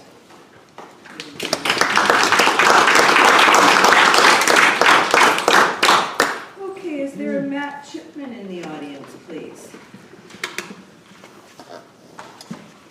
My name is Matt Chipman. I am a 1/4 undivided owner of 61 Grand Beach Road. Our family is completely against this project going through. It's going to cost our family an incredible amount of money to hook up to the system. Currently, right now, our property does not have a well. We do not have running water. We have a holding tank in the back with outhouses on top and a compost toilet. The compost toilet is for my daughter and my wife.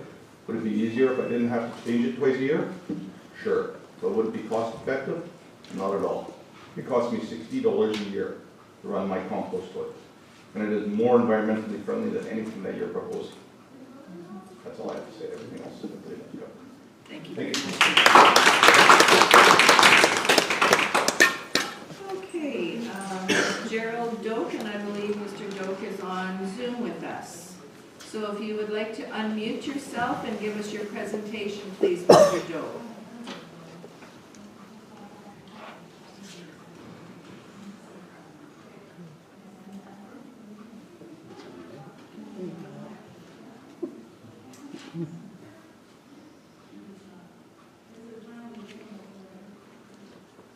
Hello, can you hear me? Yes, we can, thank you. Yes, we can. Okay, sorry about that. My name's Jerry Doak. My wife and I have owned 87 Central now for the last 5 years. I myself have been coming to Grand Marais since I was young. First, we came, like everyone else, we came to the beaches and the sunsets and the walks. No one chases the outhouses. This past 5 years, we've installed a well and a septic tank, but we continue to come to the town for the same reasons.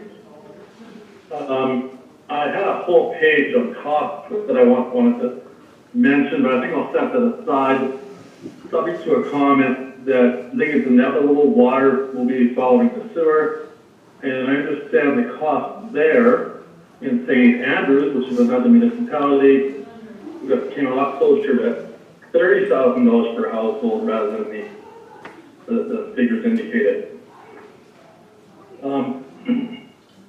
I just want, it's a rhetorical question, but I want the council to consider, is there a cogent region for installing a sewer system?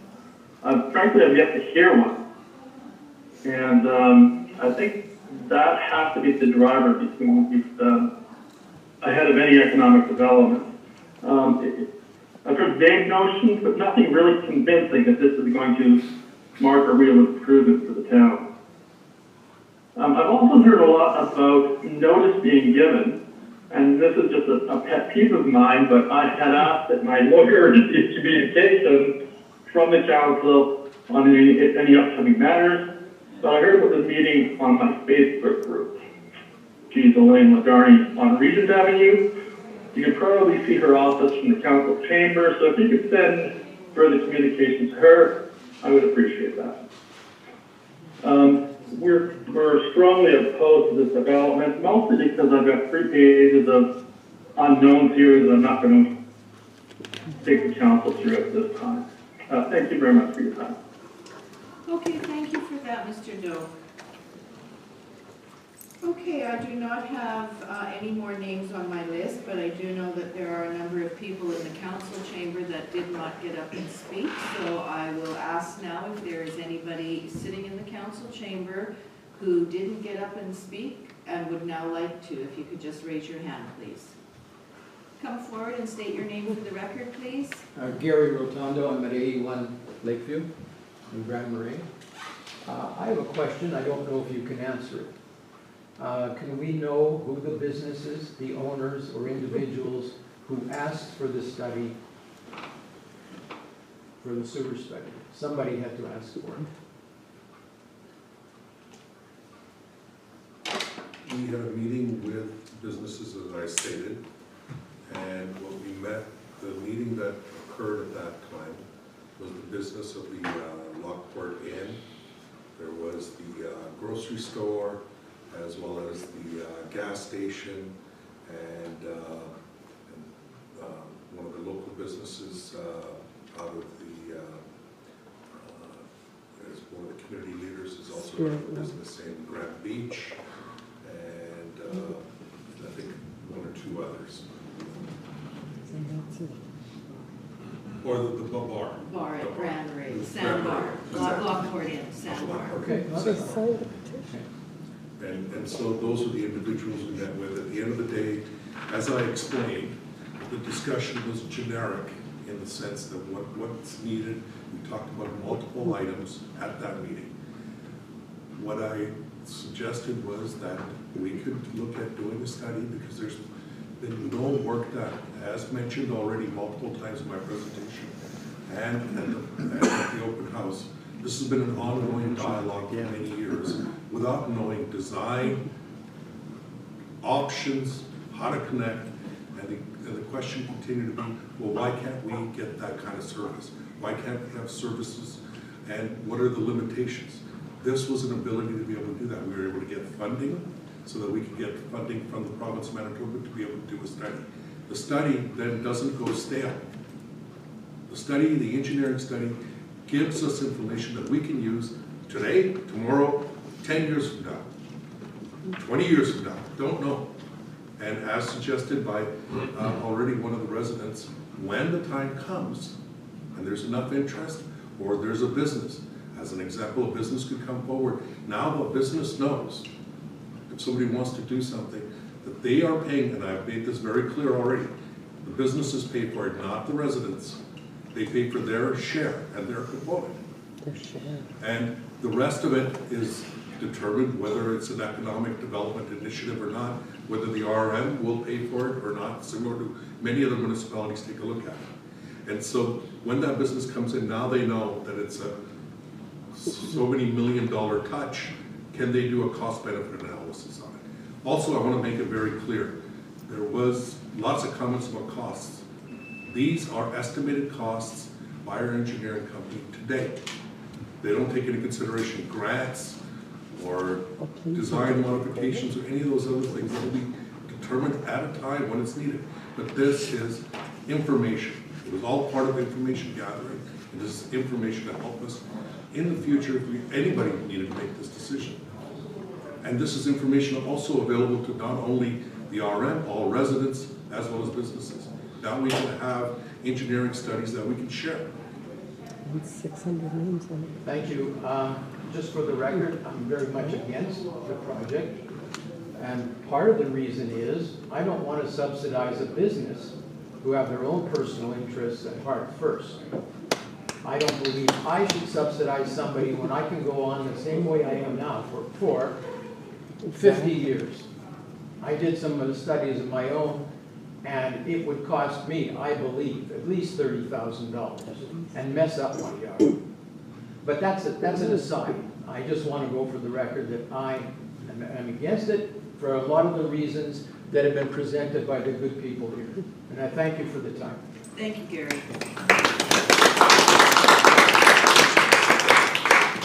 Okay, is there any anybody else who wishes to speak? I know that there are still a few people sitting out there that haven't come up to the podium, so if there is anyone else that wants to say anything, now would be your opportunity. I know I already spoke, but Yes. I have a question, if nobody else has a question. I just want to know, the questions that I asked in my presentation, will they be answered at this time now? Should I ask the questions now again? Or do I submit this and then you will answer them on the website? How does that work? Well, to be frank, some of the questions you've asked are, you're asking for decisions of council or information that is not, everything that's been made available has been shared. So you're asking for what decisions specifically. If you'd like to point out those questions, I can certainly take them down. We can attempt to answer every question that we can. Oh, you don't want to know? But I'd like to make it really, I didn't write down every one of your questions. Okay. When I was going through your, I do have, our entire meeting is recorded. I can also go back and rely on it. You had multiple points, madam, and one of them I really want to, you also brought up points about frontage levy. There is no frontage levy, there's no plans, and that's a separate issue altogether in government to apply. Frontage levy can be used as a method for determining the cost, as I showed in my presentation. The frontage can be used as a methodology for determining the local improvement cost. But that can also be by parcel or by many other area of land, all of those things. So there is no plan, there is no proposal to do the local improvement, so I can't answer a question like that. Well, I understand there is no proposal at this time, and that's why we are all here. Yes. So that mayor and council know how the community feels about this. We know the temperature here. People are Correct. stressed, they don't want it. And about the frontage levy, I'm getting that information right from here. I've read And this you're several interpreting, times. yes, you're interpreting So- it your way, yes, thank you. Well, it says it's possible that you can do that. You can use a frontage levy as a calculation methodology. It's not a frontage levy, it's not a tax. There's also a tax that's a frontage levy, and you use those things interchangeably in your presentation. That's why I was trying to address it. Okay, because it doesn't explain that in here, it just says frontage levy. So I took that And as there's a been a lot of tax. misunderstanding, miscommunication. No kidding. So, okay, so you'll answer my other question? Sure, ask the questions, ma'am.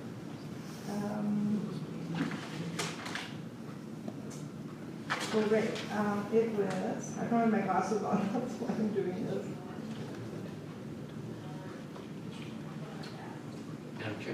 Oh, yes.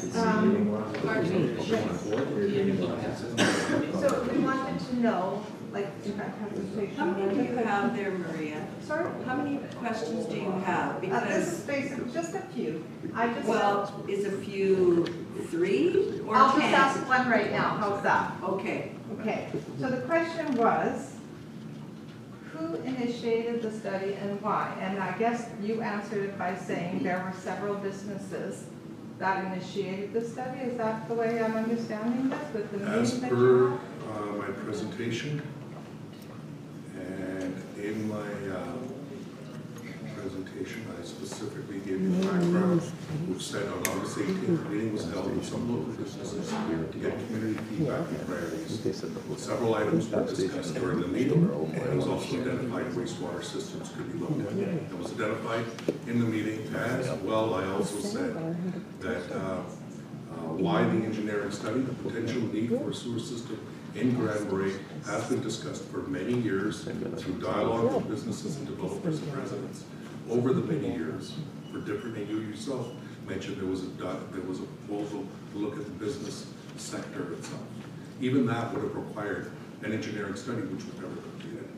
Designs and costs related to the construction of the sewer system has never been determined until today. Because all that dialogue over that period of time, so we went ahead to at least have that information available so that then there's something tangible to have this dialogue and discussion on. On top of that, what I also communicated as part of my presentation was the engineering study was initiated by the Arm of St. Clements with the Manitoba Water Services Board in order to determine if in the future a wastewater system was to be implemented, what would be the design and options available. That's the answer to those questions. Okay, thank you. Yes, sir. I just wanted to, I didn't say my name earlier, but it was Eric Chicken at 61 Grand Beach Road. Yeah.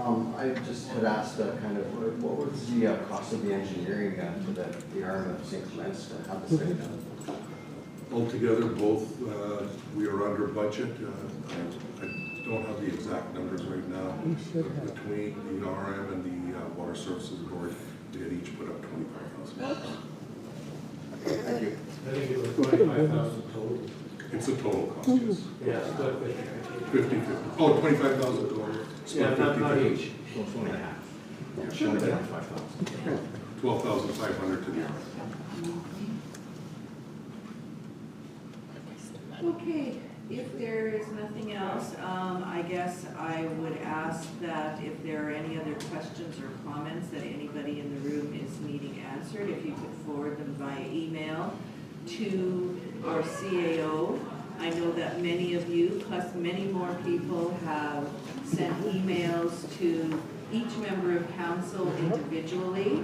I would ask that if you are going to be sending an email, you send it to our CAO, who will distribute it to all of us, because what we end up doing when I receive an email, and I don't know that anybody else sitting around this table has received it, I will send it to the CAO, who will distribute it to everybody. So it's kind of not worth everybody getting 10 emails that have to be forwarded to everybody. And I know that there's probably going to be a lot of talk about this, but I would appreciate it if that could be followed, that if you have any questions, comments, concerns, just send them to our CAO, who will distribute them to all of us. And I would also like to say any emails that I received, and if I did not answer you, I did have a number of emails, and what I did was I forwarded them all to the CAO, who in turn forwarded them to Public Works, so they could all be written down, and I believe all of council has done that also.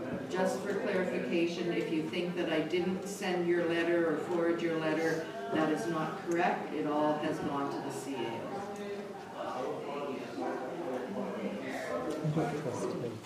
Madam Mayor, other than, Excuse me, I'm sorry, can I ask another question? Sure. Do I have to walk over to? No, go ahead. We've received a lot of information today. It's unfortunate that that information wasn't actually given to the community. It might have allayed a lot of apprehension. We would have had a better understanding of the intention of the council and the mayor. And when I'm listening to people speaking today, it really was, yes, there was misinformation, and you did say there was a lack of communication. Communication is a two-way street. We need to be able to talk to each other, and you need to clarify your intention, and that's really what this is all about, is that we did not, as a community, get clarification. thank you for those comments, and I'd like to clarify something here very clearly. The intent was to be open and transparent. We did. Everything I shared here today was shared at the public open house with several councillors and myself. People chose, and I appreciate there's been previous history, and people chose not to believe or not, and there was contrary opinion and comments made to what we had communicated, to what was being put on private Facebook posts. The RM does not get into, and as government, it's not appropriate for us to get into a debate on Facebook with all residents and so forth. So at that meeting, I had made it very clear, this is an engineering study. There was no intent to go any further. We were only sharing it as an engineering study. We were sharing the engineering study, which in 9 out of 10 times, engineering studies are completed by municipalities, are not necessarily put out in a public open house. But that was, again, to be open and transparent. That created that additional dialogue. That didn't mean that we were going to get into the middle of a debate. We had already made it clear this was going to come in September, and all the information related with the engineering study would be shared then. And so, but in between there, as people will communicate, I cannot get involved in individual dialogues between individuals or on Facebook posts and those types of things, and so it's very difficult for us. We had always posted our information on our website. We always encourage people to go to our website, where it not once did it say that we were going to be implementing a sewer system outside of an engineering study.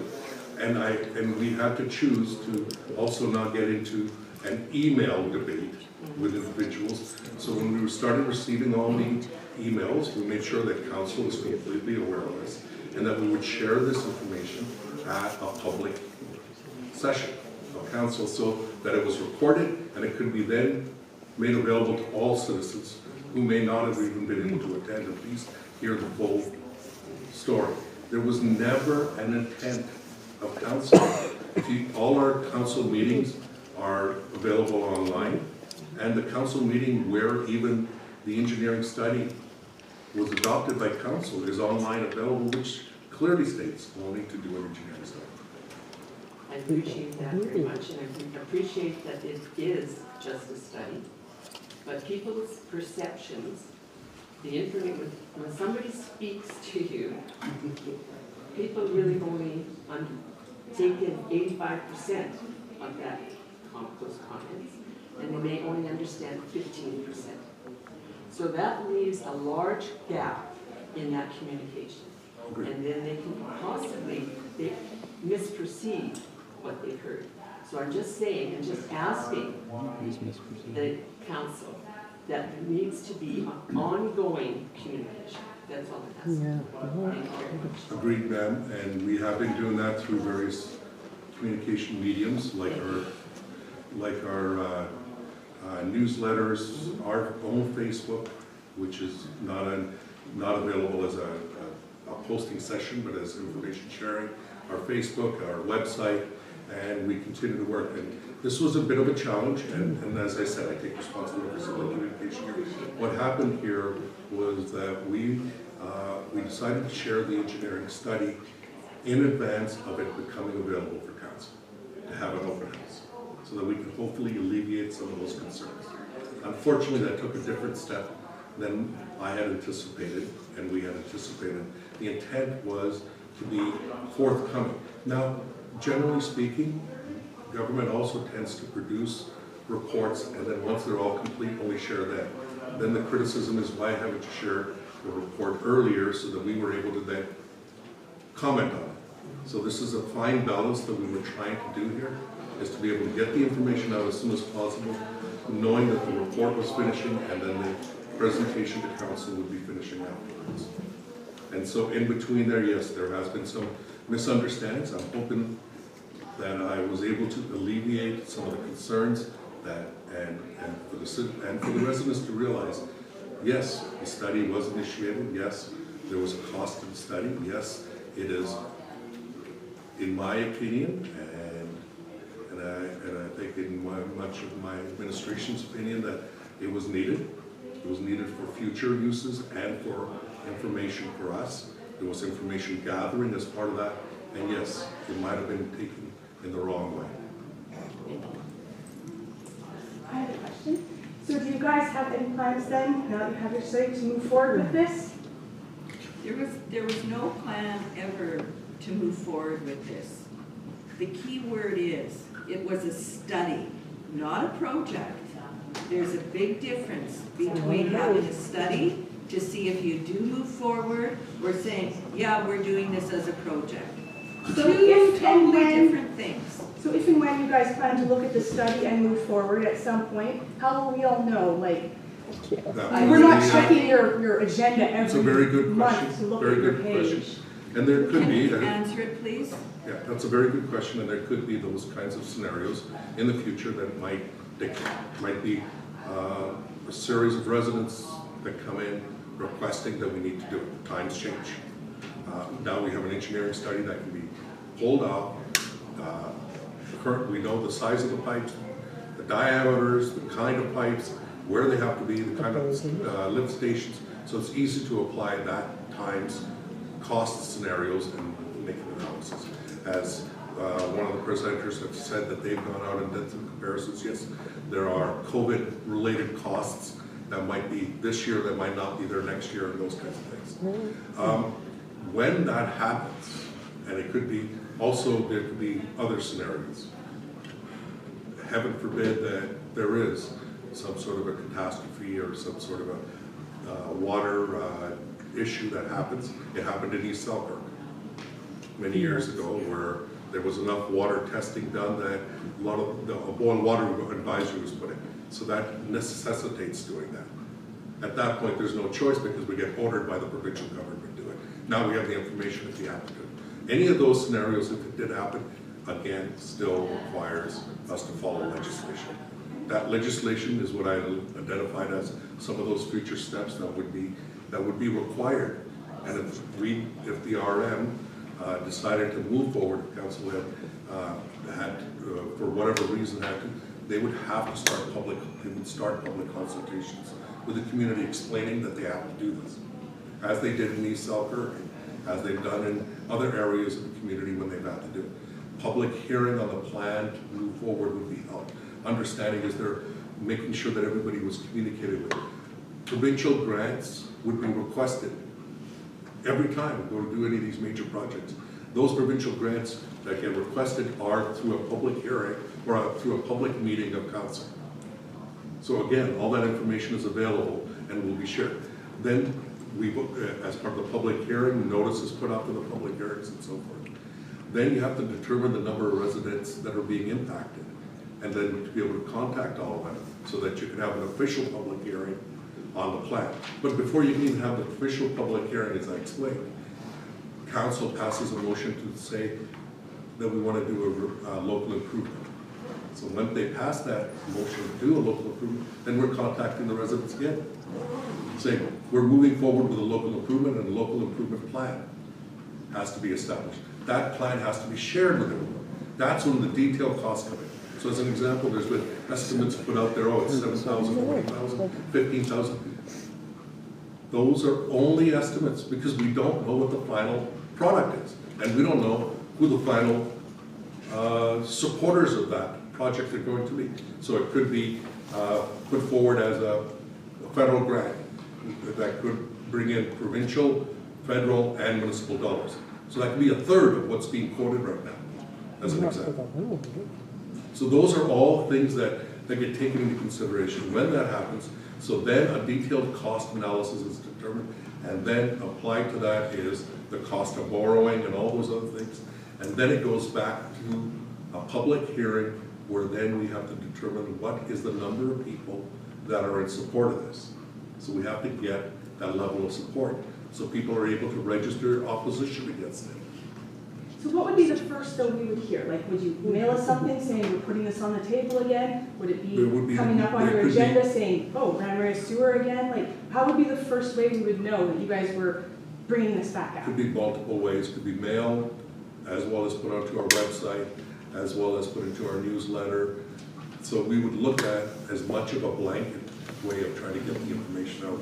And this is spread over many months. It's not that it just happens like in October or September, then October they make a decision on it. This is spread over multiple months.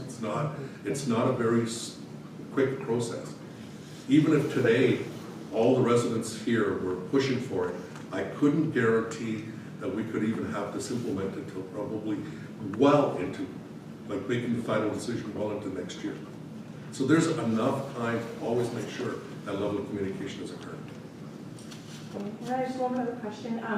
Do you think possibly, since it's the business owners that seem to want it, that maybe you guys will look at just giving them that or letting them pay for it since they're who want it, so that the residents and seasonal owners aren't paying for it? Yes, there's a good possibility that that could happen. As an example, and now that we have the design there, it could be determined that in order to get the best benefit for the community, in order to encourage more businesses, for the residents that are living there to have opportunities of choice in business, and for children to be employed, all those other things that go along with building a community, that if those things are viable, that those businesses would be paying their part. The residents don't pay for that. So as an example, you did bring up, somebody brought up Sunset Bay. Well, that's the lagoon you're going to, but you're not paying your share for that lagoon. That's a failure. It was built already. It was built already, and that was built for that purpose. But it was built large enough to be able to accommodate growth. Now we know that we can't accommodate, as well as some of the expansion costs that were identified by WSP, are future expansion costs that might be needed. And that depends on the level of growth. Right now, that is the place where all your affluent is going today. When it's going from Grand Marais, it's going to that lagoon. That lagoon was designed to be able to accommodate and take that information. Or that affluent, sorry, not the information. Yes, sir. I just had one comment. First, 7231 Grand Marais Boulevard. I wanted to say thank you for doing the study. I was looking back through my notes, and it turns out that in February of 2012, they put aside $20,000 to do this study, but nothing really ever happened with it. So it was nice to hear from you as to the fact that nothing had happened with it. And in fact, even in 2011, December of 2011, the council had passed a resolution about collaborating with the province of Manitoba Grand Beach Park about doing a combined system. So I'm guessing nothing ever happened with that. Now the study is showing that there's nothing that can be done with that type of combined system because we just don't have the capacity to be able to do it. So many of the people here today may have not known this, so I bring that forward because maybe many on council may not have known because it was like 12 years ago. And I've been out in that area in Grand Marais for 36 years now. So I just want to let you know, and thank you very much for the information today, and especially your presentation at the beginning, which was very informative. And as you said, it might have been more helpful a bit out in front earlier along, but very informative for today and filling in a lot of gaps for questions that I had, and perhaps questions I can help other residents fill in some answers for. So thank you very much. Thank you.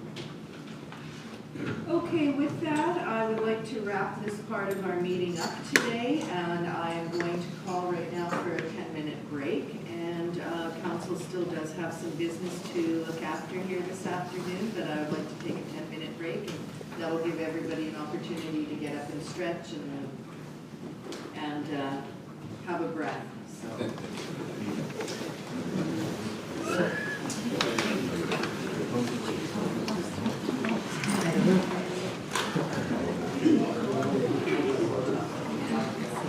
How are you? That's good. That's good. Good. So what's the plan for the next month? To look to improve that.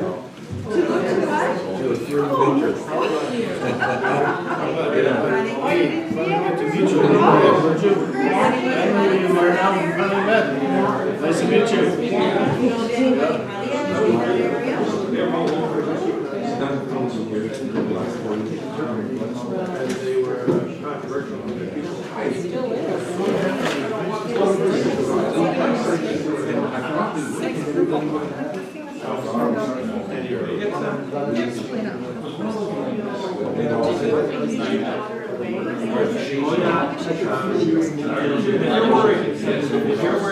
You're almost bringing it to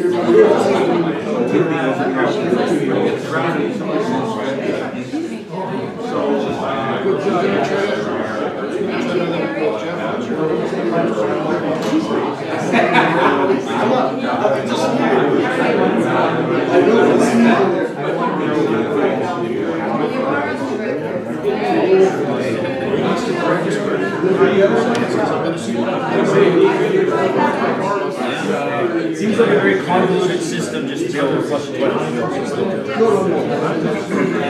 Okay, you ready to go? No, I get it.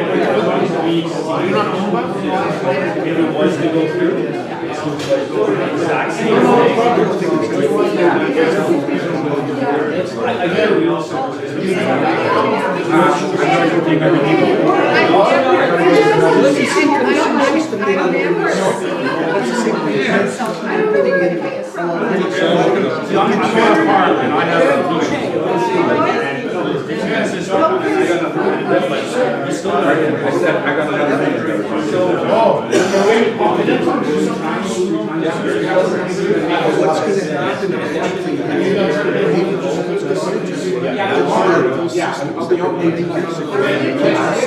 Washing or whatever that's going in the ground.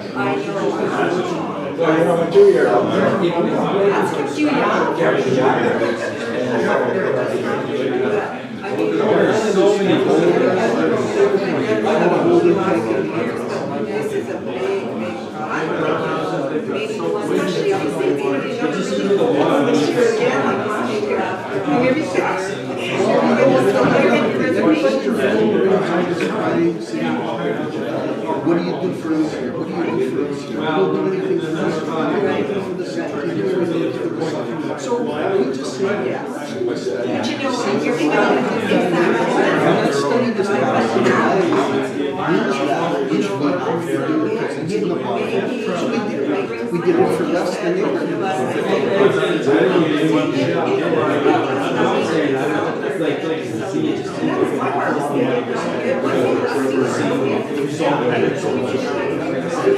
We're still popping it out once a year. It's not like the city central where it gets rid of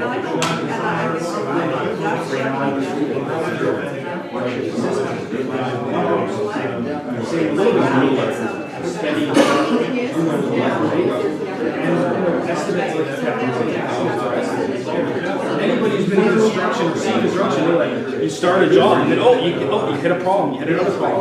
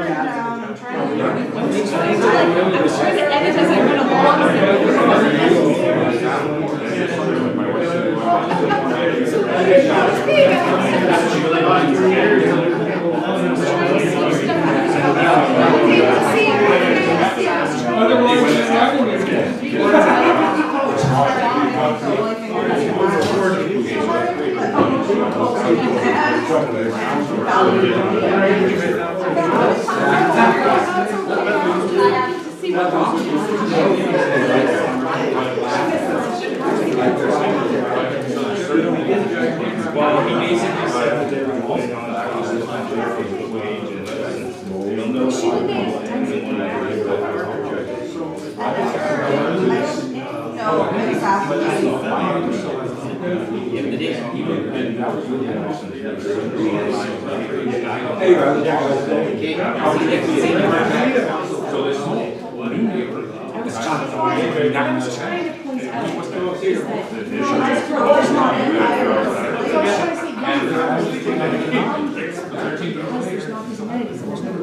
So that's what I was trying to point out, it's that growth hasn't.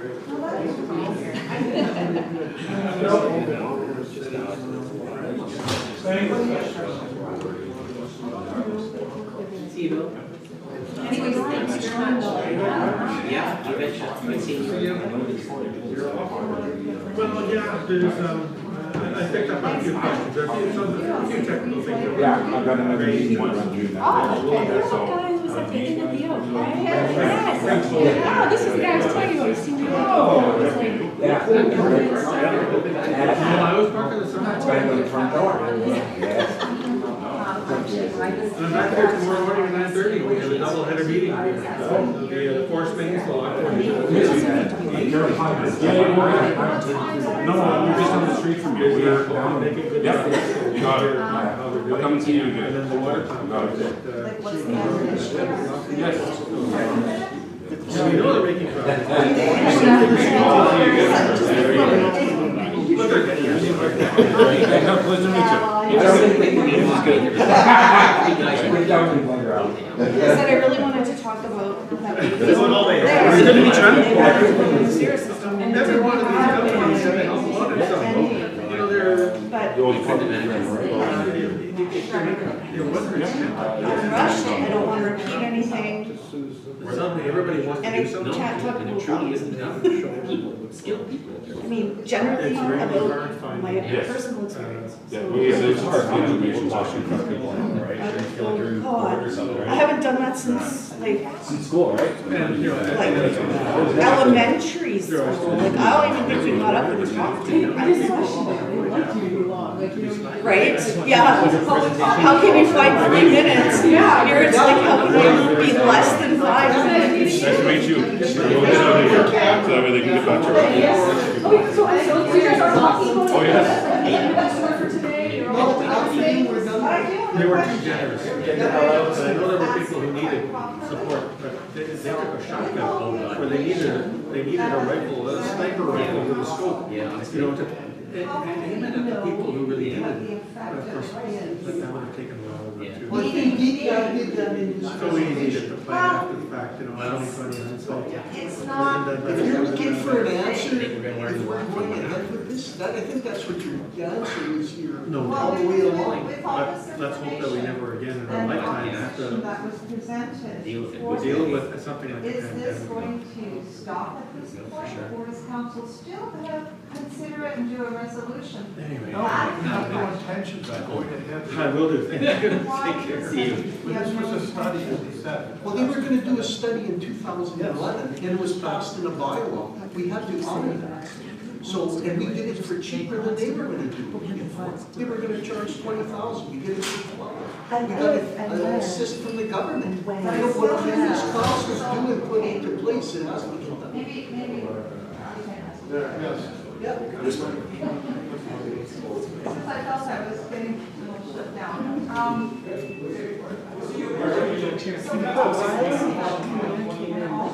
I was gonna introduce at one point where you were, what she's looking for is how, like, from our side, like, this is your procedure, you're looking at what is required for your procedure. But from a resident side, how is that gonna look like to us? Like, are we gonna get an email? Are we gonna get? Yes, that's what I was specifically getting. I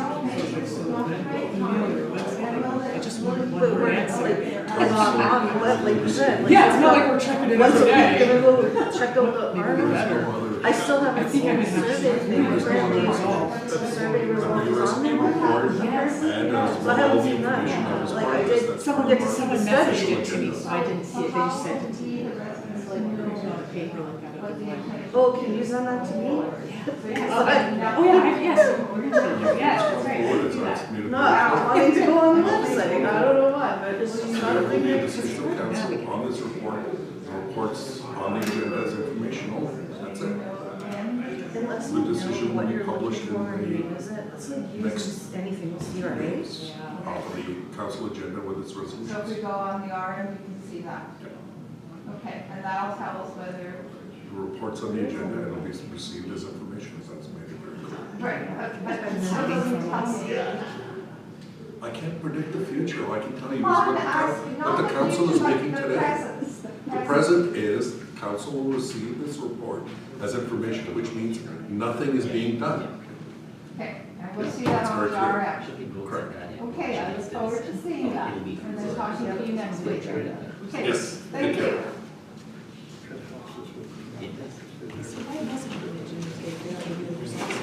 I think I gotta go wash my hands. See, that's really bad, so I'm just curious. Yes. Is the stuff, like the next issues that are being dealt with, does it have anything to do with that? No. I think they go. Anything that's coming up, I think is up is camera. It's only in camera right now. I think we only have in camera software. There's no other public items right now, no. No, we finished everything like earlier on. Okay, perfect, Yeah. thank you. Thank you for your words. I wish I would, I'm so busy, I don't have time to even write something down. So even if I would have had, you know, an hour and a half to. Well, if you have any questions or anything, just shoot them off to the office and we'll try and answer them. Definitely, no, I haven't done this since elementary school, like I swear, even in high school, they didn't make us speak. Like, I'm glad, my son can get up and just act. It's not something that you want to. Yeah, I kind of wanted to communicate something with the property that we have on the other side of the lake, they wanted to put in a and they haven't, and the community's growing. So big neighborhood over there. How do you spell We Earhart? don't.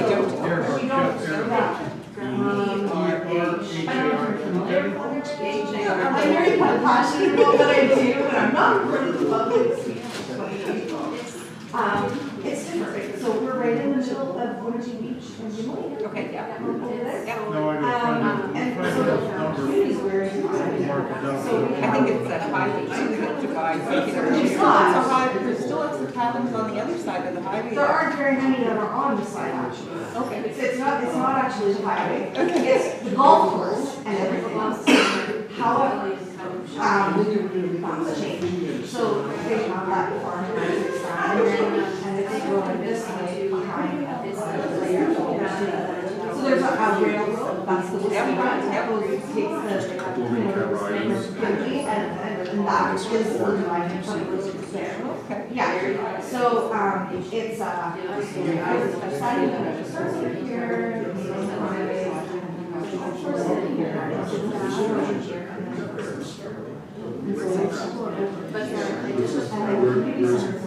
Shouldn't be a snowy bay. I don't know how to flow back there one to the other. I don't have to know.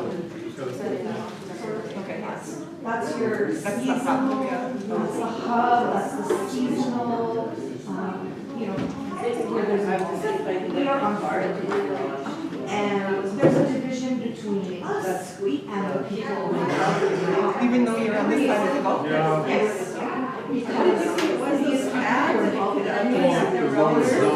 Steel against steel, so. we've been together for Probably have to years now. I don't know where it is. So we are a little bit, I'm living in Winnipeg and Saturday. And, but Saturday. It costs everywhere you go. I know. I'm gonna say, maybe I spent a lot of time there. Oh, yeah. I love it. It's gonna get your car on the garage. No, because there's some people who said it was terrible. Because there's some people who are here. Yeah. And he was so there's an option over there. Yes. So there you can go over. There's nothing. And here, it's one way. It's just sort of that curve, that. See, and I couldn't find, I just had my oil change not that long ago, but I can't find what they might have all my stamps down. It's kind of said what I need, I just remember that they said I need new tires. And then the One day road whether is, to go. that turn off to those in. Funny they didn't catch the brake pads. Well, see, I can't remember if it was on there or not, and now I can't find that, so. Okay, can we, maybe get the mic? Sorry. I'm assuming he's talking about this land here. Right behind his property. I was never there, so I thought I know it was That's no his, bid, but that's his I was never house. in his, So I'm assuming he's talking about this. probably the trees here. Is that Snowy Bay? Yeah, that's, no, this is no.